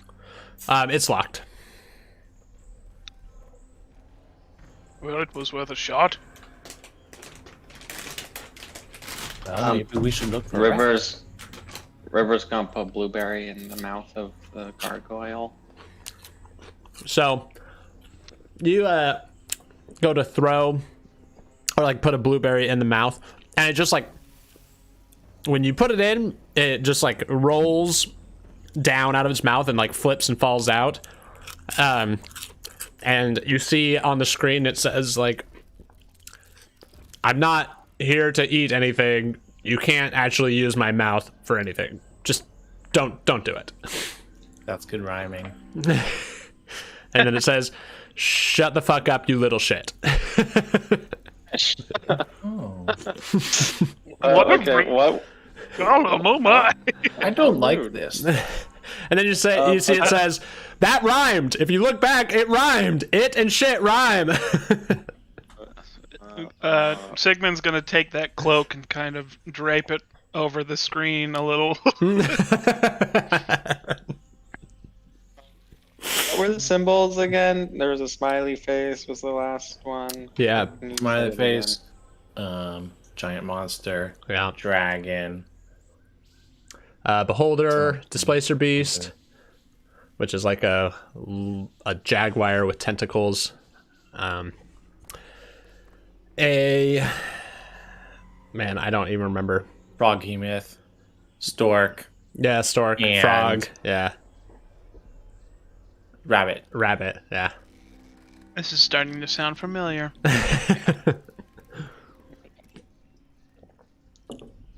Well, we need to find a cube. Let's start looking in places, right? Go ahead and make a perception check.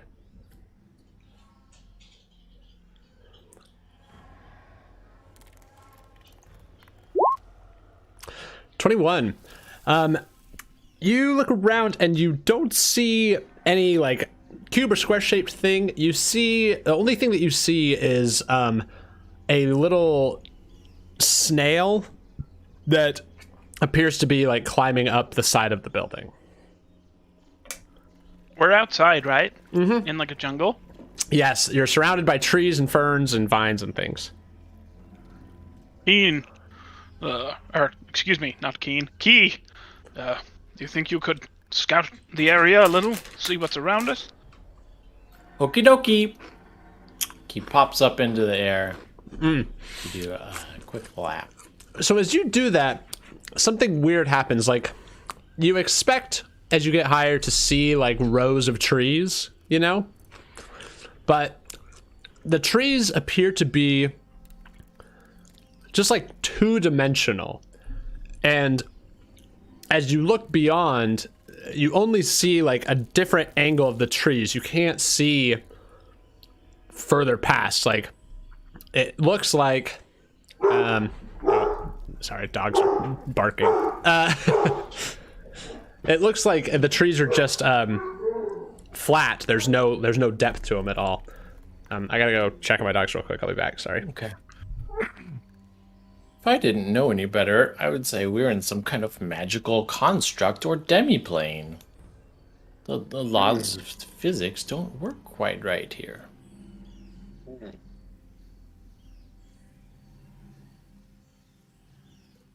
Simulation.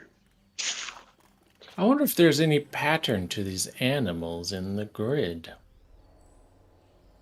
What do you guys think?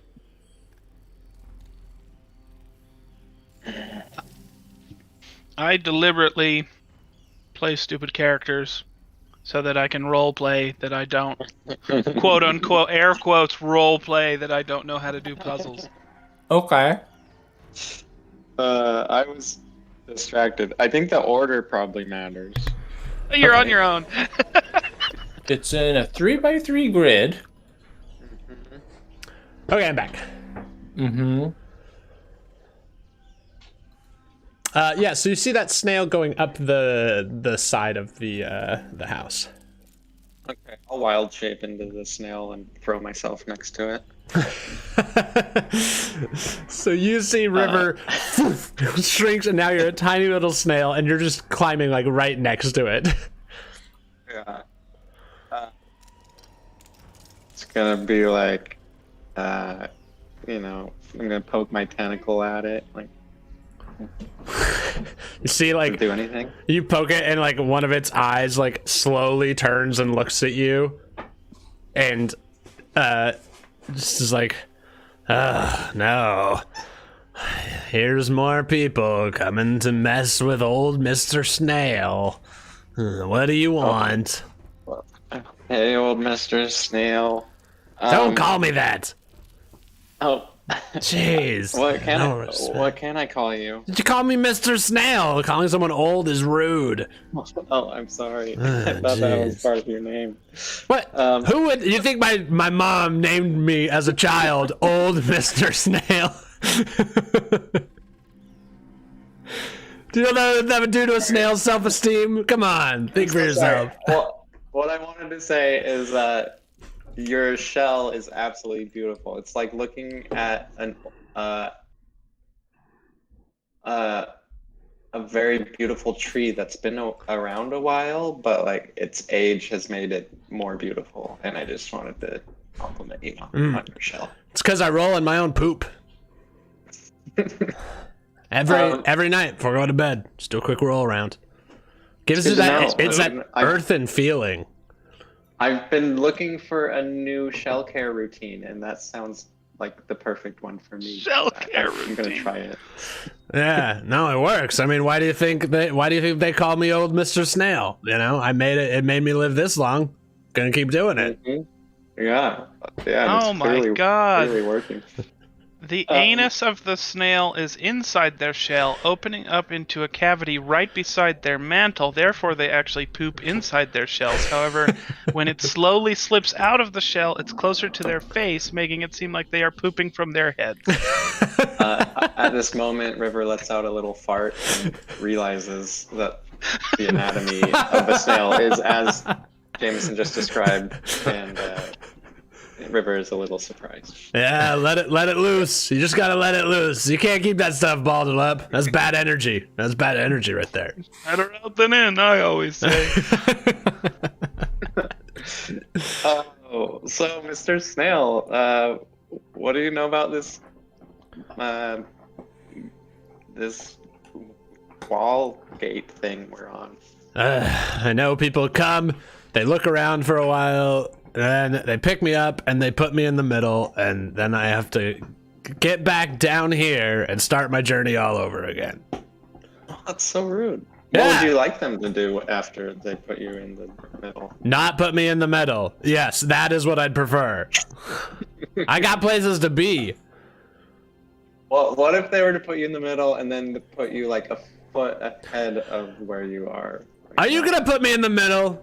Is that what you're gonna do? You better not. You better not put me in the middle. I will be so mad if you put me in the middle. I swear, if any of your friends picks me up or you pick me up, I saw you turn into a snail. Old Mr. Snail ain't dumb, okay? He's smart. He's smart. And if any of you try any of that, you're gonna feel my wrath. You're gonna be mad? You're gonna feel my wrath. I'm gonna bring the thunder. Okay. Do you have any other ideas that might open the gate? Yeah, put yourself in there. You're a snail. Yes. Oh my gosh, you're right. You are so dumb. Like, go away. I don't like your stupid. This is the worst conversation I've ever had. This is the worst conversation I've ever had. Your journey. I'm not gonna put you in the middle. At least not right now. And I'm gonna squish away and go to the middle. You notice as you move away, as you're like moving away, you've been in the exact same spot the whole time. Like, he hasn't moved. He's stayed stationary the whole time. And you just hear him like, I got places to be, and these young rapscallions come by. What's their deal? Oh man. Okay, how long does it take for me to get over to the middle? Once I can see where he's going, I'm just gonna pick him up and put him there. Excellent. As you pick him up and put him there, the opening of the thing, you go and you feel like the cold stone. You feel like it hasn't been. I love cold stone. You actually look to your left and right, and it kind of looks like ice cream has been made. Like, there's kind of like these two little like gushy things there, and both of you, Kee Nye and Sigmond, you all hear like a click, and actually, let's have people make a perception check, and if you get above a 15, you can take an action. It sounds like a trap's been set off, so you can take an action real quick, or like a reaction to what's going on, and we'll see what happens. Fail. And River, you can do it too. Okay. Sorry, which roll is it? Perception. Wow, a 9 with a +9 on perception. Oh, a 25. That's really good. You feel as the bottom that you're on quick. Of course he notices it. He got a 25 perception because he's in the trap. He's about to get crushed. So you feel the bottom quiver, and the top you hear shakes a little bit. What does Snail River want to do?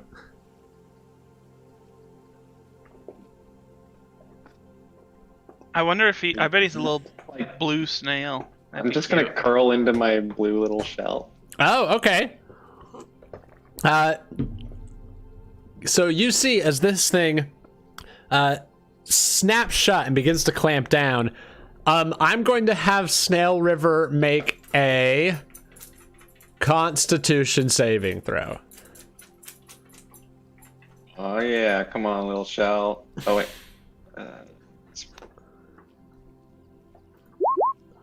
18. Nice. So it goes, and it like gets stuck, and you hear some cracking in the shell. You take 8 points of bludgeoning damage in your snail form. And how much HP does? Yes, that's a good question.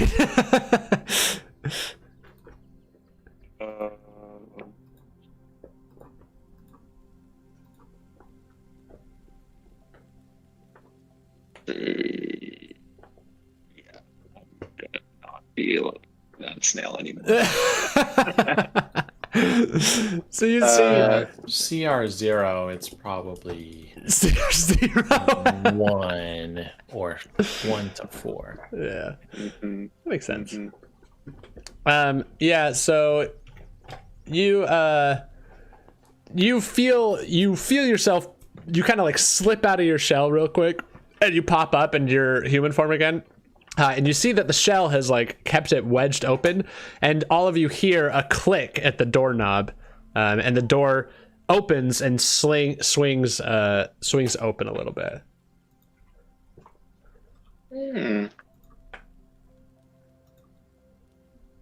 Yeah, Well. 2 for 2 on doors. Let's open it Not too up. bad. You okay, Ripper? Oh yeah, I'm good. That little shell, it's a lifesaver. And I'll hold the door open for them. It's a literal like blue lifesaver. So as you open the door, as you open it up, you see there are like some tropical like macaws fly out of the door and out in front of you, and they go ah, ah, ah. And as you look, the room opens up, and you see this room is just there's carvings on the outside walls, and then in the top middle there is a glass sort of ceiling that looks like kind of like the top of a D20, so it's got that like slotted sides to it, and within you hear the sounds of like animals. You hear like peacock noises going off, like and you hear like an elephant like and jaguar like all around you as you enter. And this room is just like filled with greenery. There's vines going all over the place, and you see all the walls are just covered in like moss and ferns and plants. Ooh, I like this room. I was standing in the jungle. I was feeling all right.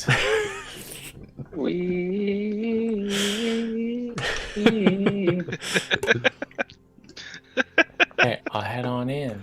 So the you see as you enter in, carved into the walls are what appears to be like a human.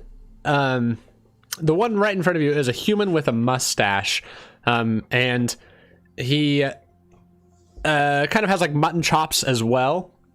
And you see this progression of pictures on each of like it wraps around the room, and you see it progresses that he is standing there, and he's standing, and next to him is a woman and what looks to be like a young little girl, and he's in the next picture. It goes and he's like waving goodbye to them as he leaves. You see then he like is battling like monsters and fighting different creatures and things.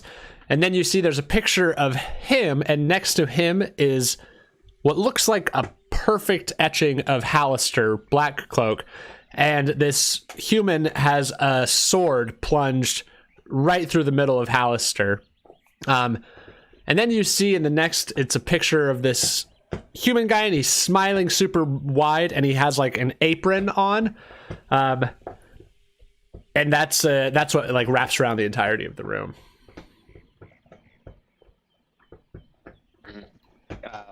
Like what kind of apron? Like he's gonna be cooking? Yeah. Is there anything? What's he doing with that apron? Yeah, it looks like actually, that's a good question. Anybody who wants to inspect the apron, give me let's do intelligence roll. Let's do either perception or history. I will give Kee Nye guidance. What's that? It'll give you this extra bonus. You get to roll a D4 to any D20 roll. 22. 22. You notice, Kee Nye, as you look at it, it appears that you recognize this apron as the one that Durnan wears in the Yawning Portal. It's that of a barkeeper and you recognize that it's the exact same one that he wears. Does the man look like Durnan to me? It looks really familiar. It's kind of a cartoonish drawing of something, but it has a very similar mustache and mutton chops on it. It's like a caricature. If someone was to draw a caricature of Durnan, that's what it might look like. Ah, I think this must be the old barkeep upstairs. What was his name again? Vernon. That's right. Yeah, he said he's been down here and had some experiences, but he didn't elaborate.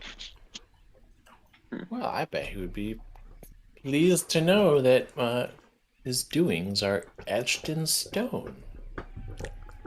Yeah. That's pretty cool. I don't think he really killed Hallister, though. No, Hallister's not dead. I think that if I remember correctly, when I met that god of the Anvil, she didn't exactly have kind things to say about Hallister. I think we ought to be quite careful around him. He does seem a little mischievous. I quite agree.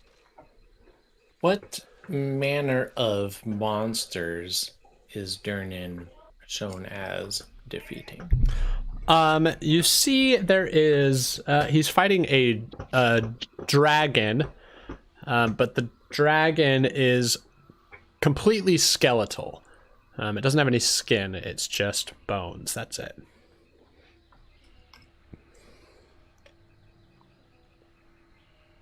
Pretty serious business. Well, shall we keep going? Sounds good to me.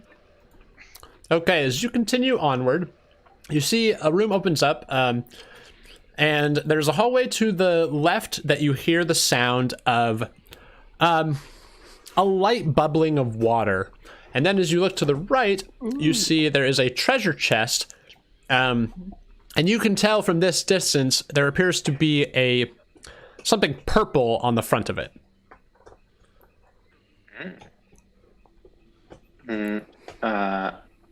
I'm going to try and look at it. I'm not going to touch it. The treasure chest? Yeah, what's the purple thing? As you get closer, you recognize that the purple thing appears to be a tongue, but it's been painted onto the front of the chest.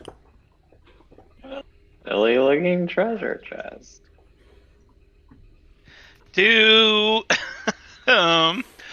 Does Sigmond know what a mimic is? Yeah, you can give me a history check probably for that one. Probably an intelligence-based roll. 12. Yeah, you know what mimics are. You know that there are things that disguise themselves in certain ways. That use that as a lure, you know. I don't know how to. Have any of you ever dealt with a mimic before? In another Heard of life. that. In another life. Wait, didn't we? Last session, was that? Did we do that? I think we did. What does that mean? Oh, was that? You No, were. there was a sign. There was a sign that said a mimic, and we attacked the sign, and the sign was the mimic. Weren't you? It's like a dream. Oh yeah. Oh yeah. Do we remember that? As he's talking about that, Kee Nye, you realize that you had the exact same dream as with River's Time. You're like, whoa, yeah, I remember that as well. Oh, how bizarre! How bizarre! How bizarre! You were How there? bizarre! Oh. Yeah. Sir. Treasure chests can be deceiving. Maybe we should throw something at it? That's a better idea than what I had. I was just going to hit it. Is there like a pebble or a rock or something on the floor? Yeah, for sure, easily.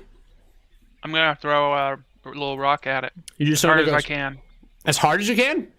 Oh yeah. A pebble? What are you trying? What are you trying to do? Just Sigmund knows no other way to throw a rock. Are you trying to see if it is a mimic, or are you trying to actually like do some damage to it? Probably a little bit of both. Okay, yeah. I'm trying to hurt it. Yeah, cool. Roll an attack roll with an improvised weapon, which I think is like a D4 plus your strength modifier. So add your strength modifier to this attack. I'm not going to give you proficiency though, just because unless you can give me a good reason why Sigmund would be proficient at throwing pebbles. He spent his entire childhood throwing rocks. No, so just a strength. Okay, you got it. Take your proficiency. You got it. That's your entire backstory. You don't get anything else. That kid is just the worst. Every time I see him, he throws a goddamn rock at me. What's even worse, he doesn't like throw them like the normal kids do. They go to the river. He throws them at people. He's really proficient at it too. He's gotten so good. I think it's he's like the Nolan Ryan of assholes. 13. 13, yeah. So you hear it smack into it, and it gets a pretty good like clunk off of it. But nothing happens. Like, you don't see the chest react in any way. But after a short while, after you hit it, you hear a thump come from the inside of the chest. Any other bright ideas? I'm gonna sneak up to it and do the old trap check. Oh yeah, cool. Checking for traps is perception, or no, it's investigation. No, I forget. I think it's perception. Okay. I feel like. Yeah. No, go ahead. I always forget. All I was going to say is I feel like our group has never done a trap check ever. Yeah. You're like the first person to do it. I usually don't do this, but I'm playing a rogue, so I have to. 17. You don't notice a trap, but you do notice something. You notice there is a tiny spider crawling out of where the lock hole is. I think there's spiders. There's spiders in here. Well, let's pop it open. I'm gonna prep, produce flame, and if it's full of spiders, I'm just gonna incinerate them. Sigmund's gonna try and activate his sword. Okay. You want me to do the honors? Sure. I'm quite good at getting blasted in the face with violence. Okay. How do I do it? It looks like it just lifts up. Like, it looks like it just... All you have to do is lift. Oh, here, I'll open it. You smack it. Ready? Okay. Yeah. You're my kind of bird, Kee Nye. And I just lift up the lid from the side. Okay. So, as you open up the lid, what doesn't come out is it's not a bunch of little spiders. You see spider face is the first thing you see, and then it stands up, and you see now spider face is standing in front of you, but this time not wearing a cloak, but wearing a chest plate of like armor. And she goes, okay, are we ready to talk now, or are we gonna do that thing again that you did before? I'm gonna smack her. Yep, do it. Go for it. Anybody holding anything, go for it. I'm just gonna do a normal attack. 16. Yeah, let me check one thing really quick.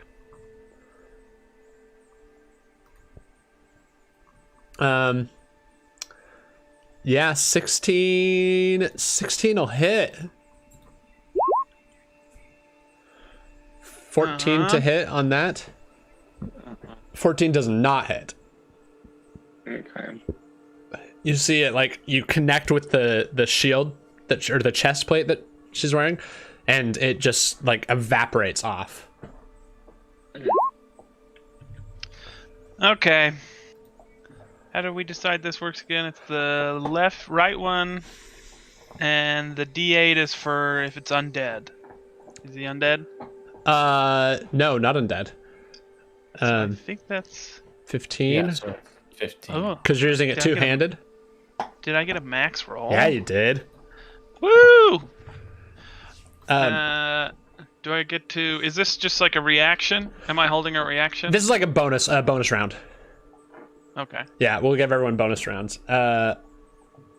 Kee Nye, you were ready as well. You can do something if you'd like.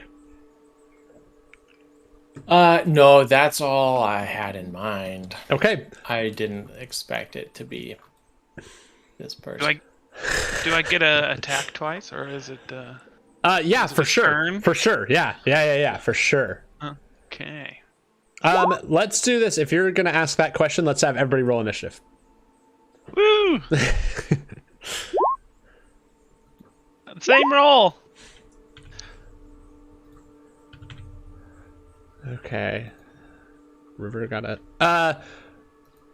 River, when this all happens, you are sitting there and you look behind you and you notice that in the entryway of the room is that demon face statue that you saw at the beginning.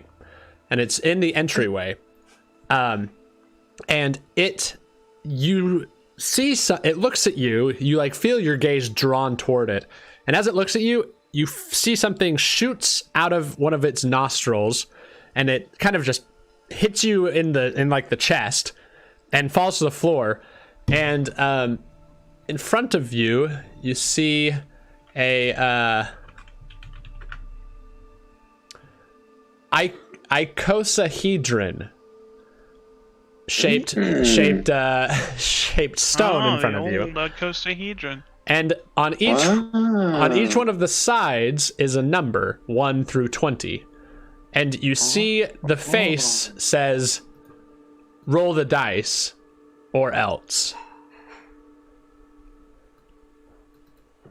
Okay. I roll the So dice let's do this. when it's my turn. Okay, that's not good. 24 to hit, by the way. 24 hits. Roll that damage. 10. 10. Very nice. Well done. Okay. Let's enter initiative. Excuse me. Bless you. Bless you. Jeez Louise. All right.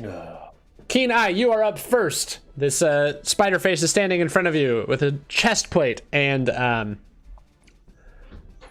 just rose from this chest. And Okay, well, Kee will quickly draw a dagger and try to stick it someplace this chest plate is not. Go for it. 23 connects. Let's get a sneak attack for 17 damage. Done. Well done. And then grab a offhand dagger in the old offhand. Which one's the offhand?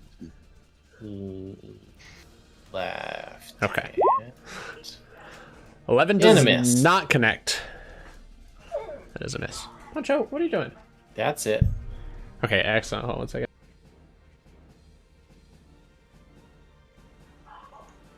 Okay, cool.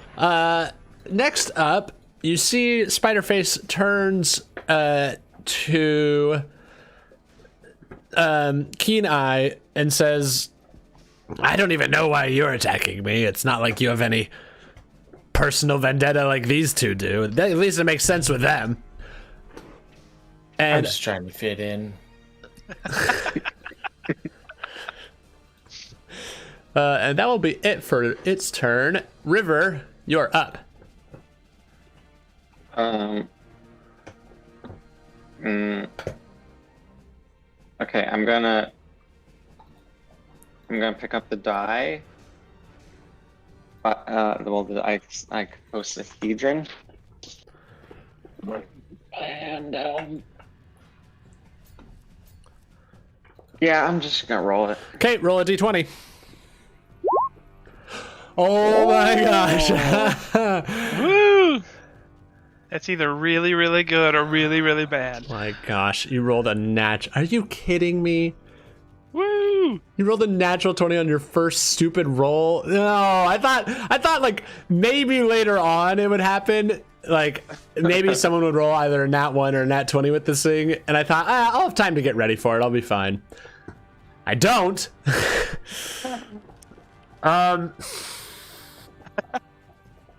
Okay, this is what will happen. If River could have, I guess, imagine River's, like, if they could have like a cool magic item.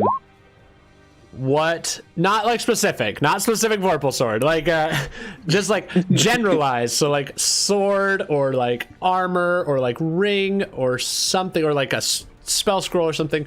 What would River, like, what does that feel like to River?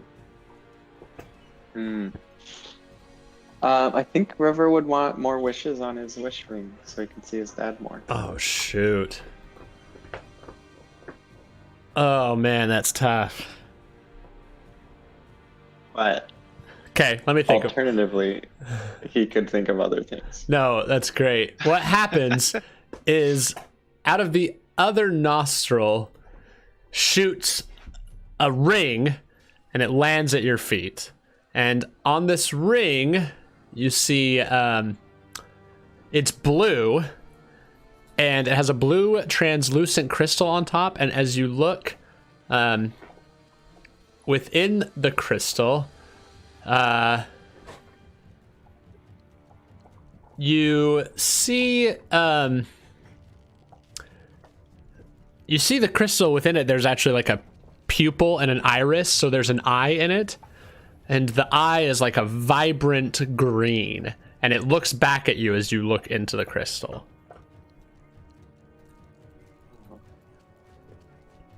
Okay, I'll pick it up. Okay, cool.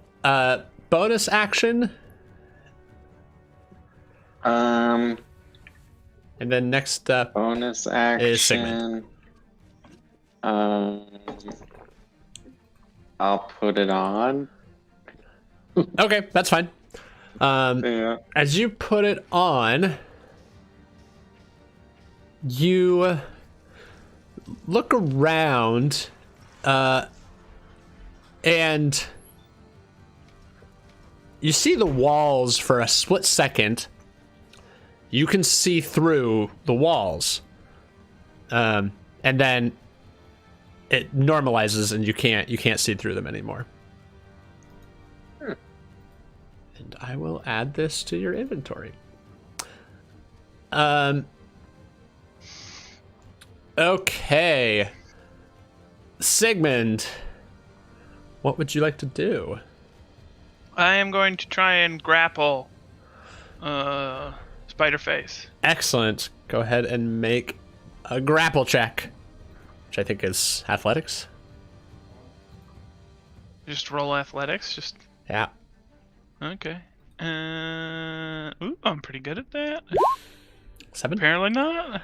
You go Slippery Spiderface. Yeah. So you feel yourself like, I guess, what is Sigmund feeling right now? What would you say? You mean emotionally? Yeah. Like what is his what's like the driving emotion behind trying to grapple? Rage. Rage. Yeah.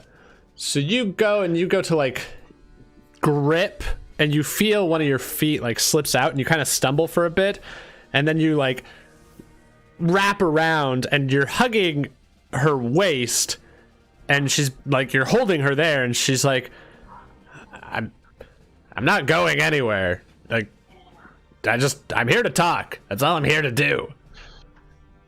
And you have her grappled. I do have her grappled. You do. Okay, I'm gonna try and hold her here. Okay, you can. Kee Nye, you are up. So noticing that she is not fighting at all, Kee will just keep his daggers at the ready and say, "Hey, what's your name? We've just been calling you Spider-Faced Killer." Oh, that's a great name. Who? That was well done. No, my name is Seven. Okay. So do you want to do an action at all or bonus action? No, thank you. Excellent. Sounds good. Okay, you see she turns turns to River and is just like, "Listen, I'm sorry. I don't know how else to say this. I'm sorry about your mom. And I didn't if it makes you feel any better, it kind of wasn't me. It was one of my sisters. That might make you feel better." I guess I had a cathartic moment with one of you. I'm just saying as well, Back up there. if you want to, we broke, both of us, you guys and us, have both broken a rule of the dungeon, and we now we gotta pay for it a bit, I guess. That's how it goes. Wait, what rules have we all broken? Well, what? The first rule of the dungeon. You know the first rule, right?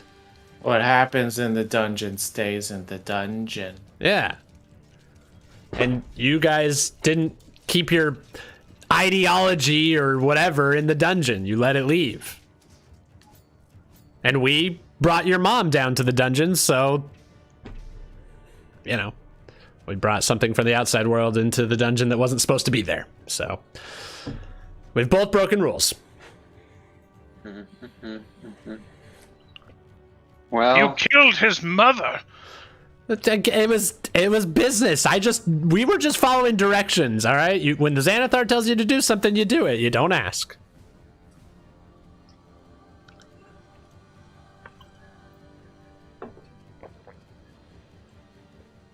I mean, are you guys gonna keep killing me, or are we done with this? well, I mean, I guess we killed one of you. A life for a life, I guess. Did we kill the other one? Is that what happened?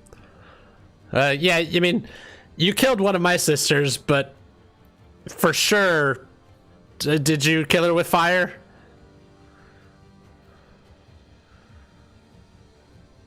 We didn't Water. know about that. Oh, yeah, no. I mean, because you didn't kill her with fire, she probably had some offspring, and they'll grow up eventually too, but it takes a bit, so.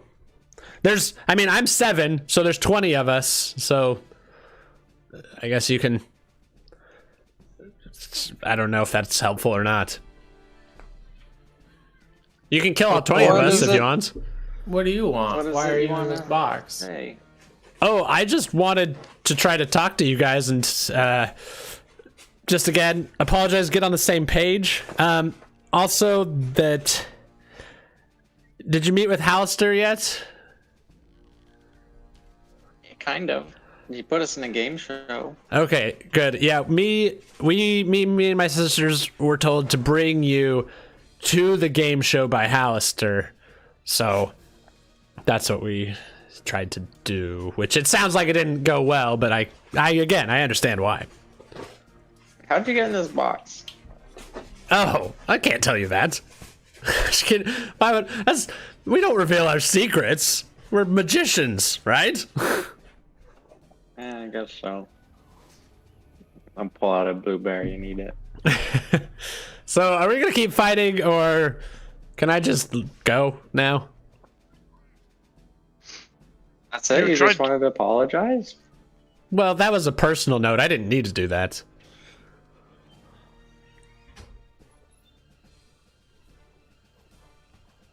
Hey, do you know who Rex is? In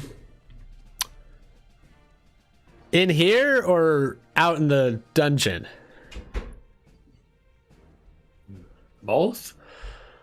Okay. There's a Rex, I think, on the second floor, and he's a part of the what's their names? The stupid adventuring party. The Friendship Squad. Yes. Oh my gosh, they're the worst. They're so annoying. They always go off and they always split the party, which we all know is the stupidest idea. So, yeah, Rex, he's on the second floor, and yeah, I think that's the only Rex I know about.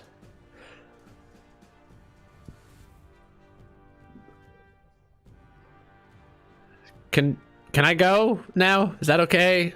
I don't want to. I love this moment, you and me, big armor guy, but I'd really like to leave.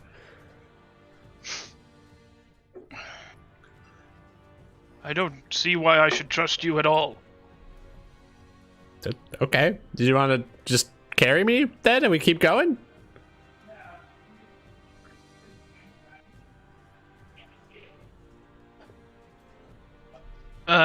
I guess Sigmond will just let go of her. Oh, thank you. Yeah, that was great. Anyway, I'm gonna jet. Good luck with the rest of this level of the dungeon. I heard a different adventuring party had entered here not so long ago, so I hope you find them and do whatever you guys do when you meet up. Okay. Okay. Talk to y'all later. And she begins to walk. The demon face is still standing in the doorway, and she just kind of just squeezes past. She's like, yeah, okay, I'm gonna move that. And all right, see you later. And she just walks away. Weird. Well, there's 20 of them, I guess. Thanks, Demon Face, for this cool ring. You see the demon face reads and says, I'm still mad that you put a cloak over my face, but maybe next time you won't be such a disgrace. And it just does a bunch of dots after that. It's like, rhyming is hard, okay? Don't expect me to always do it on the spot. It's not always gonna be a rhyme. Only sometimes. Don't put that pressure on me.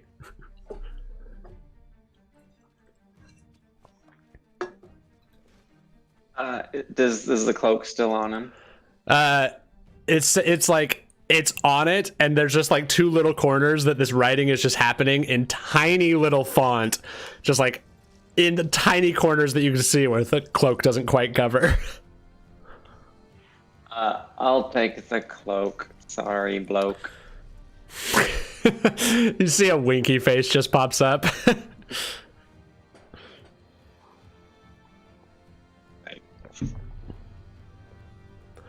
So what you see at this point is you've got the room up north where the bubbling water was happening. You also see this room. There's a door here. Yeah, it opens up. You see there's pillars in this room. And you see there's vines wrapping up. And coming from this room is is just a ton of animal noises. This appears to be where all those animal noises that you had heard earlier are coming from. But as you look in, you don't see any animals besides the room is painted with a bunch of different animals like elephants, rhinoceros, so on and so forth. Monkeys. Monkeys, yeah. Lions. I put my ear There's to no the lion. wall. There's no lion. Oh. What do I hear if I press my ear on the wall? You hear what sounds like it sounds like chewing almost. You hear something that you missed before, behind all the animal noises, there what sounds to be someone taking a bite out of something, like an animal eating like hay or something like that. Very interesting. In addition, on the opposite side of the room, painted on, there's like a group of a bunch of monkeys, and they're all pointing at a red button in the middle of the wall. I'm gonna cast Speak with Plants. I assume there's a vine near me. Yeah, for sure, absolutely. You see, there's like a vine, and there's like a flower on it, and it like turns and looks at you, and it's like, oh man, it's so good to see you. Good morning. Good morning. Oh, wow, you're a happy little plant. I'm a goddamn plant. Of course I'm happy. Yeah, you always look up to you plants. You just have the best outlook. It's easy. It's easy, man. It's easy. Wow, someday I'll get there. No, you are. Already? Yeah, it's within all of us, man. Just like, you gotta find it. Yeah. I mean, I guess it is pretty great to be here with you right now. Yeah, that's what I'm saying, right? I wouldn't have this any other way. Yeah, me neither. Me neither.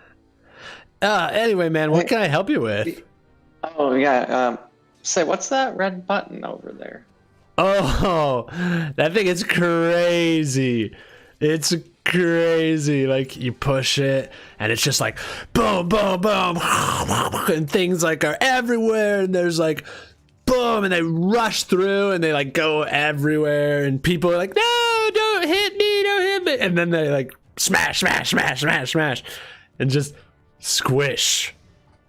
Oh. Yeah. Oh, like a stampede. Oh, stampede. Yeah. Whoa. Groovy. Right? It's so cool. Cool, yeah. Maybe we'll push it someday. Yeah. Just to see. Oh. Maybe. I don't No, know if I want to get smushed. if you do, I'm gonna like make sure you tell me, because I'm gonna like make some sweet sunlight something. That's gonna be like, because that watching that and eating sunlight, oh man, oh, that sounds amazing. The show. Yeah. Well, what else can you tell me about this room? Oh man, that's kind of it for this room. I don't get much out, but the entertainment's great here, and the company, I mean, it can't be beat. Yeah. I mean, I can say the same thing. Like, this has been awesome. Okay, well, we're gonna go explore a little more. Oh yeah. How long ago did you see the last group of humanoids? Oh yeah, no, they just, oh man, like an hour ago or something. Yeah. They were cool. They were cool too, but they didn't, well, no, one of them talked to me. He was like this human guy, and he had like this, he talked like this, and he got the very, like, this was the way he talked, and he was cool. He was way cool. Oh yeah, very very exotic. Yeah, that's what I'm saying. Okay, well, enjoy your photosynthesizing and stuff. Yeah, for sure. You enjoy yours too. Thanks. Okay. See ya. Hey guys, I don't think we should push the button because the plant told me there's gonna be a stampede. Hey, if we do. That's good detective work, River. Thank you for doing thanks. that. Well, let's just keep going then. So to the left, as you go and look to the left, you see the water. So as you look to the left, you see a couple things. The first is that you see there in this room, the first room, that first opening, you see there's just a bunch of like bones all over the ground. And then beyond it, you see there's a fountain. And in that fountain, you see like there's water pouring out from the fountain into a basin below. To your right, you see a bunch of dead creatures with big golden masks on.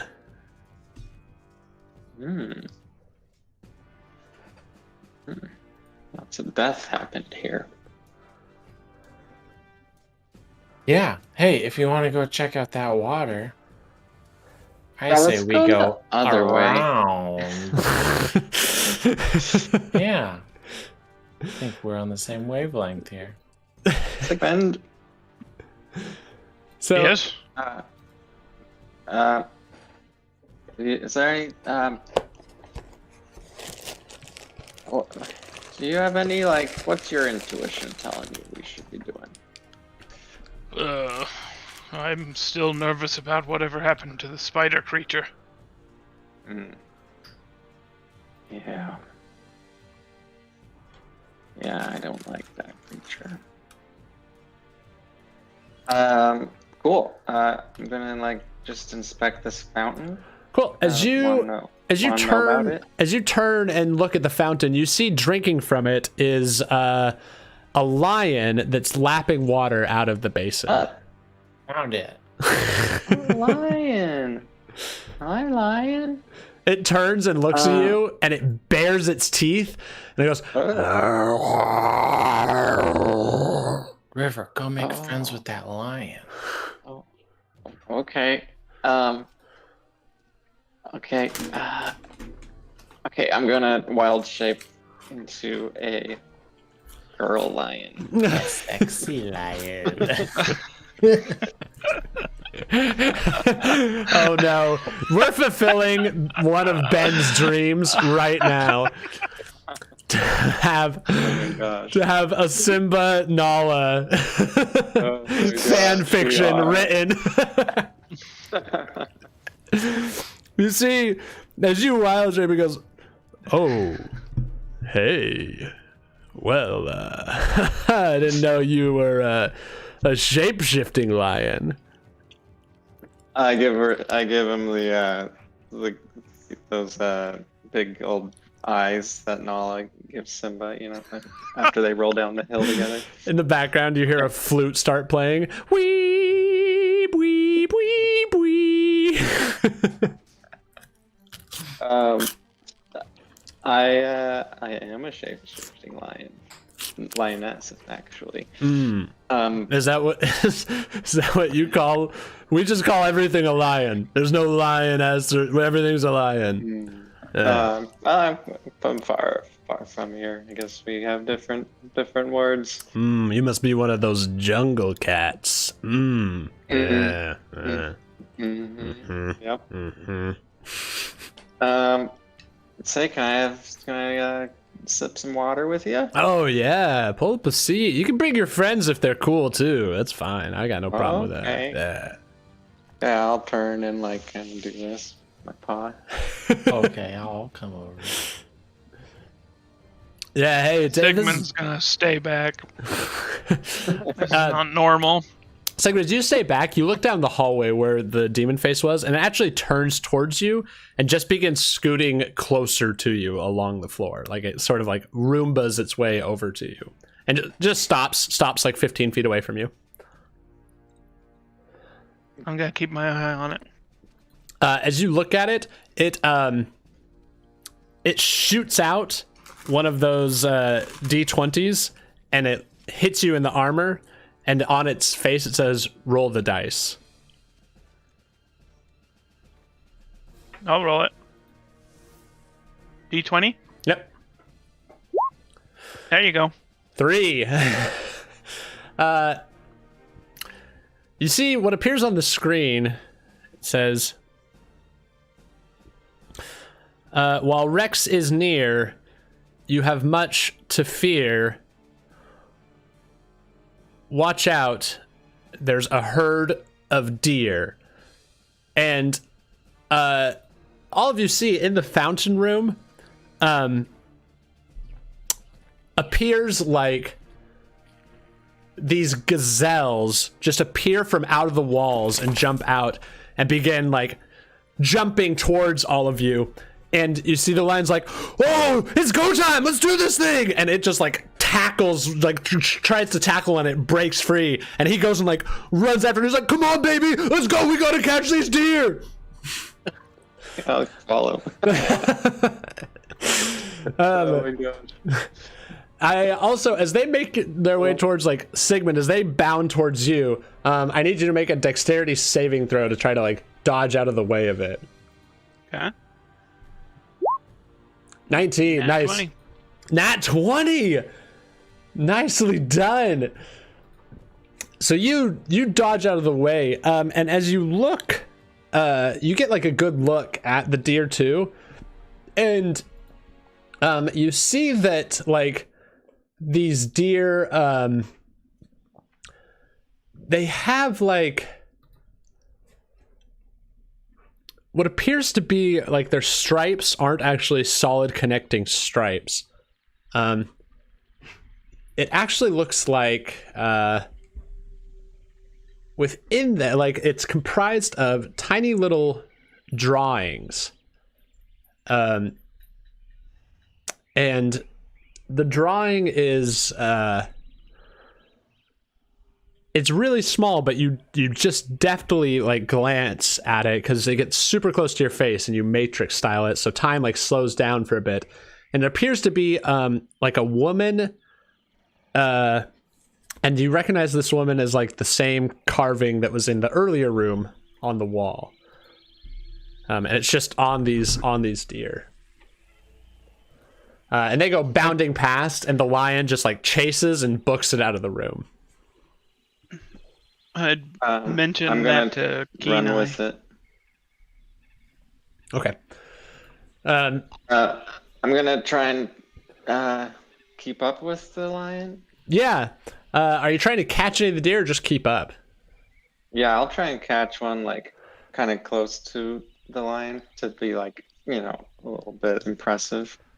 Yeah, awesome. Go ahead and make an athletics check as a lion.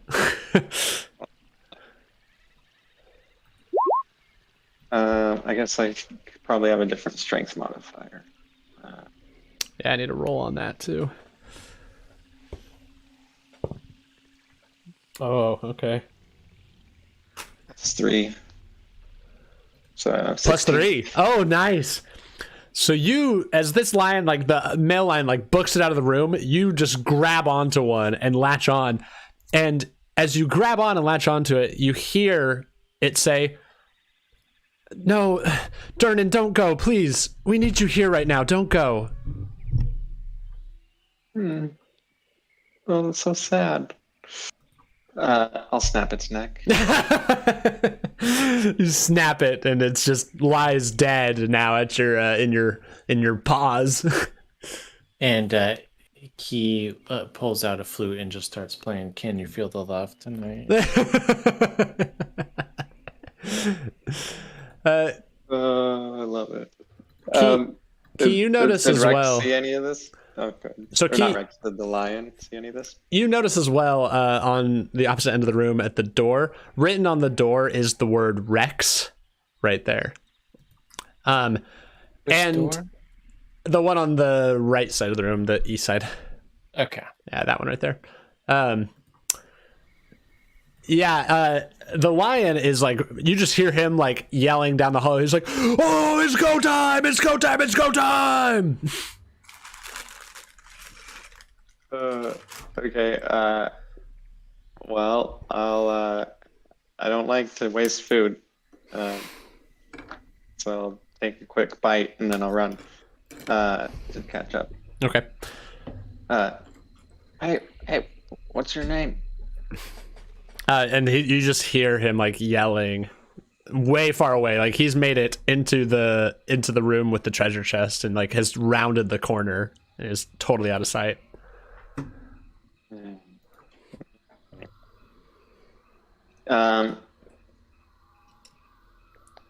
Okay, I'll come back up. But I'll stay in wild shape. Okay. Sigmond and Kee Nye, what are you doing?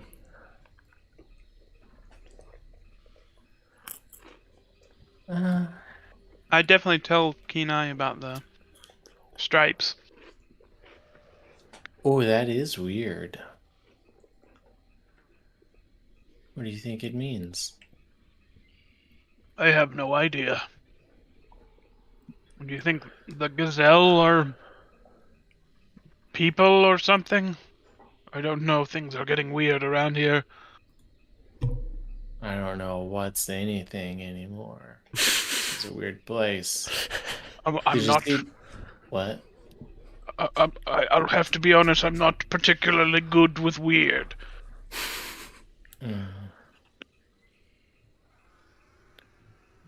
Oh, that's. We'll brush up against Sigmund's leg. Oh no, the lion's trying to bang me now.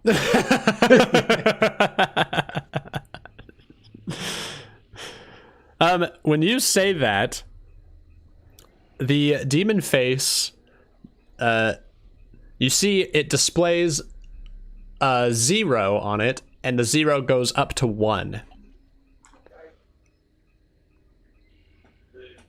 And I think the demon wants you to bang each other. above it, it says Excelsior at the top now of the black screen. Oh, we got a point. How did we get a point? How did we get a point? You see it goes to 2. Oh. Wow. Yeah. How did we get a point? Nothing happens. Damn it. I'll It go. goes to 3. It goes to 3. Oh my gosh.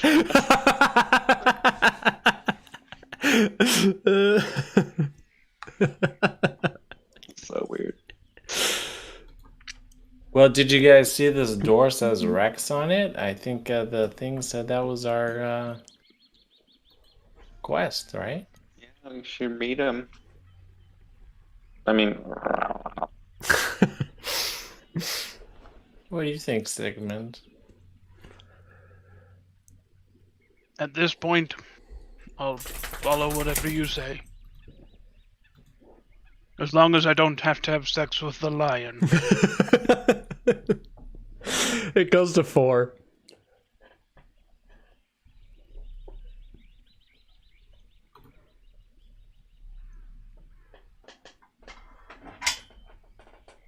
Okay, I want to take a closer look at the door. Okay, it does appear there does appear to be a lock on it. You see, there appears to be kind of at the bottom. There's just a tiny crack, not big enough to see through, but big enough that you see what appears to be like a strobing effect of light happening from within. And it's not like a pattern strobing, it's sporadic. So it'll like be dark and then it'll like flash for a bit and then be dark again. Okay, I'll put my ear hole up against the door to see if I can hear anything. Yeah, what you hear is like, it sounds like sort of static crackling, and then a boom will happen and the light will pulse. And then crackle, pulse. Have you ever seen a bird's ear hole? It's gross. It's really gross. It's really gross. It's just like a weird hole in their head. Maybe Kee has ears. Would that be more disturbing?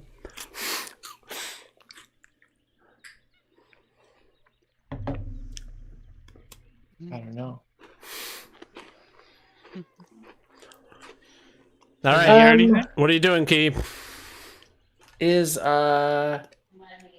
Are we okay against lightning? If we all go into a lightning room, are we all ready for that?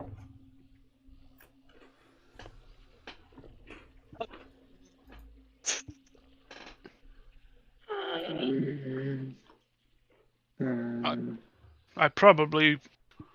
It might be wise to take my armor off, but I don't think I will. Sigmund never takes his armor off. Yeah. Okay. Well, I will. I'll try to pick the lock if there is a lock. Yeah, go for it. Make a dexterity check with proficiency.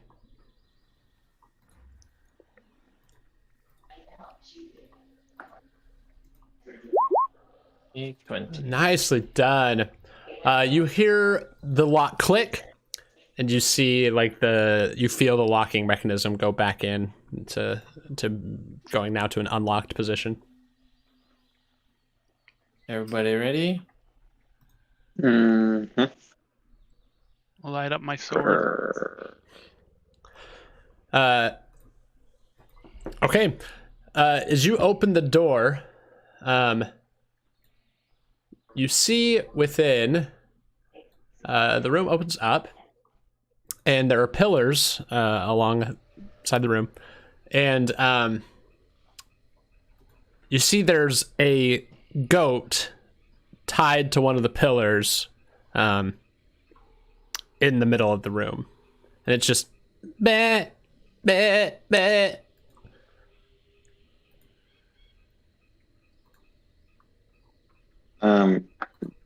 My animal instincts kick in. Yeah, make an animal handling check with advantage because you're an animal.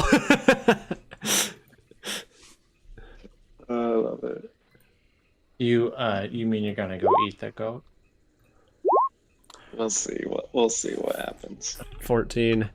You can tell that this goat is just in sheer panic. Its eyes are wide, and you get that smell of that like fight or flight response, like just like hits you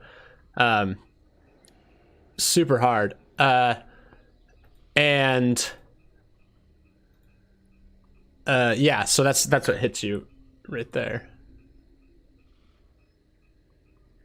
Okay, I'm going to contain myself and not eat the goat.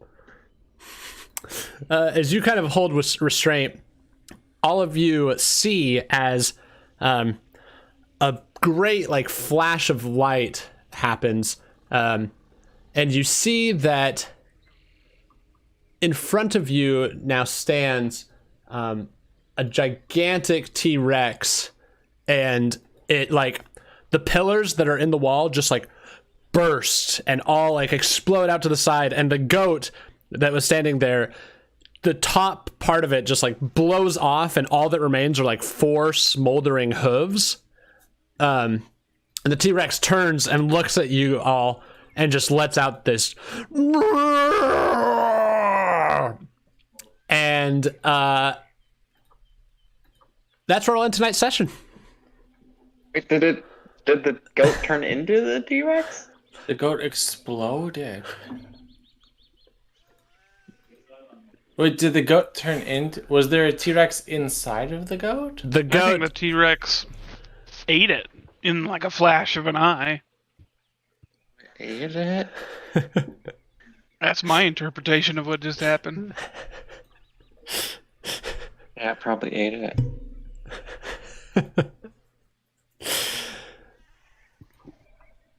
Well done, everybody. Good job. There's a T-Rex. All right. I'm really going to be bothered by how we are gaining points. Is it It's the audience.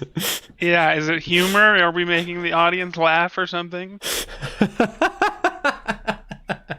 It seemed like maybe Hallister forgot about points for a while and then had to catch up really quick at the end. Could be.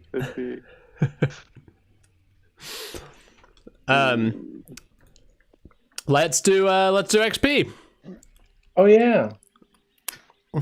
Alright. So let's give each of you guys 200 XP that you can dish out. Well, let's do 175 XP that you can dish out to each other player.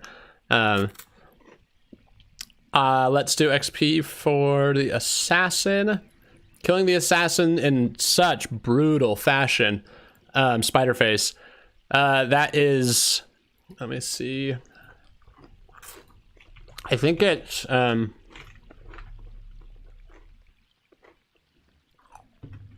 Sorry, I gotta look it up.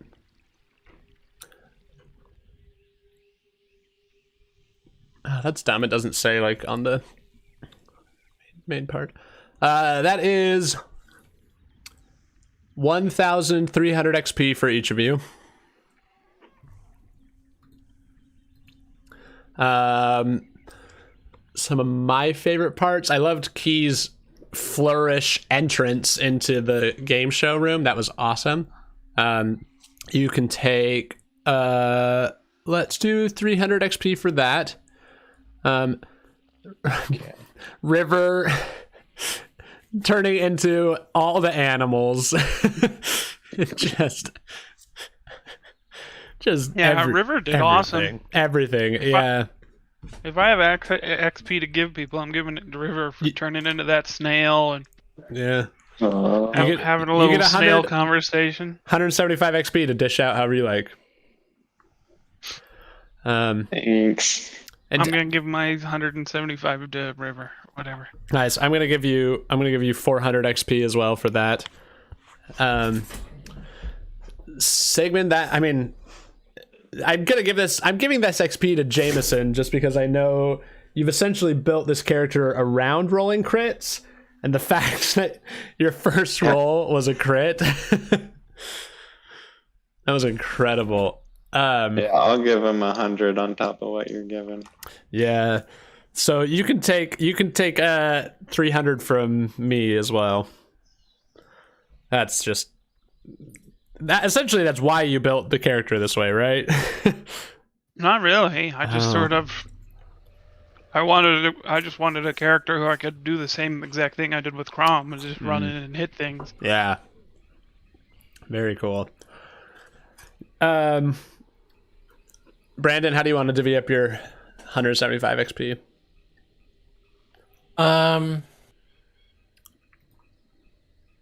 I want to give 100 to River for turning into a snail to talk to a snail, and 75 to Sigmond for hating the spider-faced killer, but just being so frustrated and just grabbing her.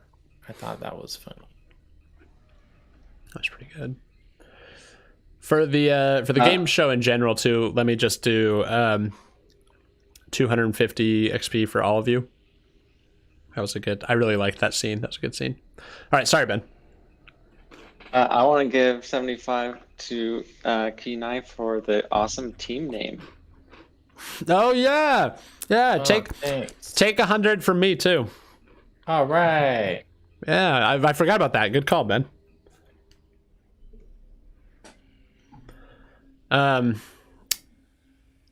Okay, let's do a quick magic item recap.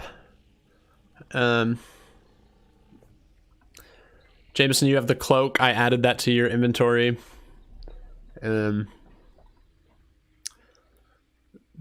you have the ring. I added that to your inventory.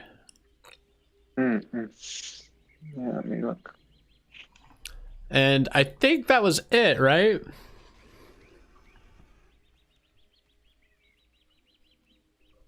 I don't remember anything else. Sounds right. Yeah. Thanks for being involved in a kind of a crazy session. Yeah, the side game they're always fun. Wow. Is I it like this Jumanji?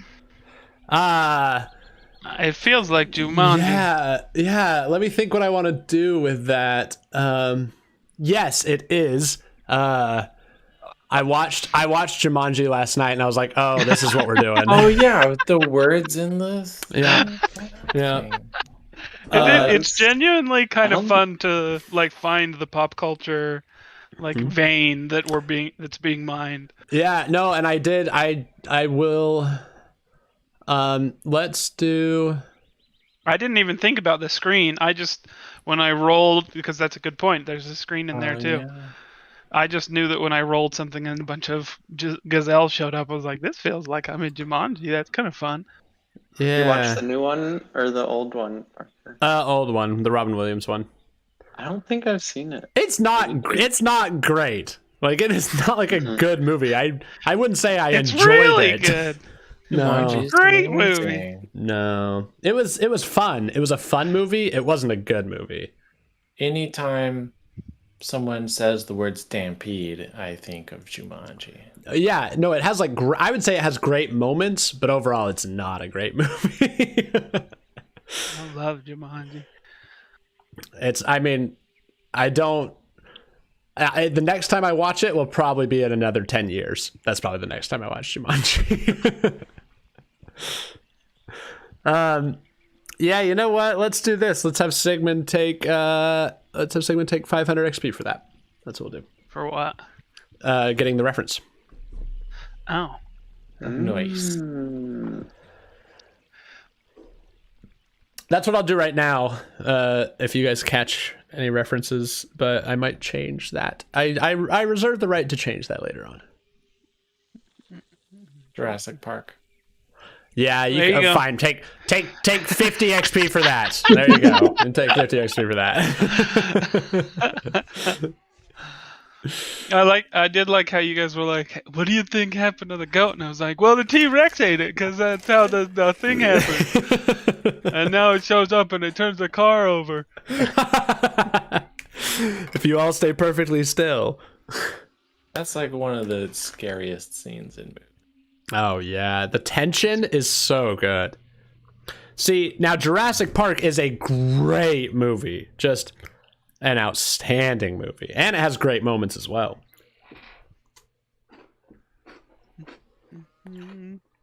Like, even though the CGI is bad in Jurassic Park, I don't mind because it just I'm still like it's enough that I believe it and the story is so engrossing. But the CGI in Jumanji is so, I don't understand how we ever thought it was good because it's so bad. Like it's so bad. CGI in Jumanji is really bad. I think the CGI in Jurassic Park is good. Like it still holds up. But Yeah, me too. the Jurassic, like it's like some of the best. It is the best CGI of that decade, basically. Yeah. Jumanji has really bad CGI. It's very dated. Sometimes it's good, but a lot of times it's bad. Like the monkeys. The monkeys are really bad. They're so bad. They're so bad. Like their eyes are just pop out of their face.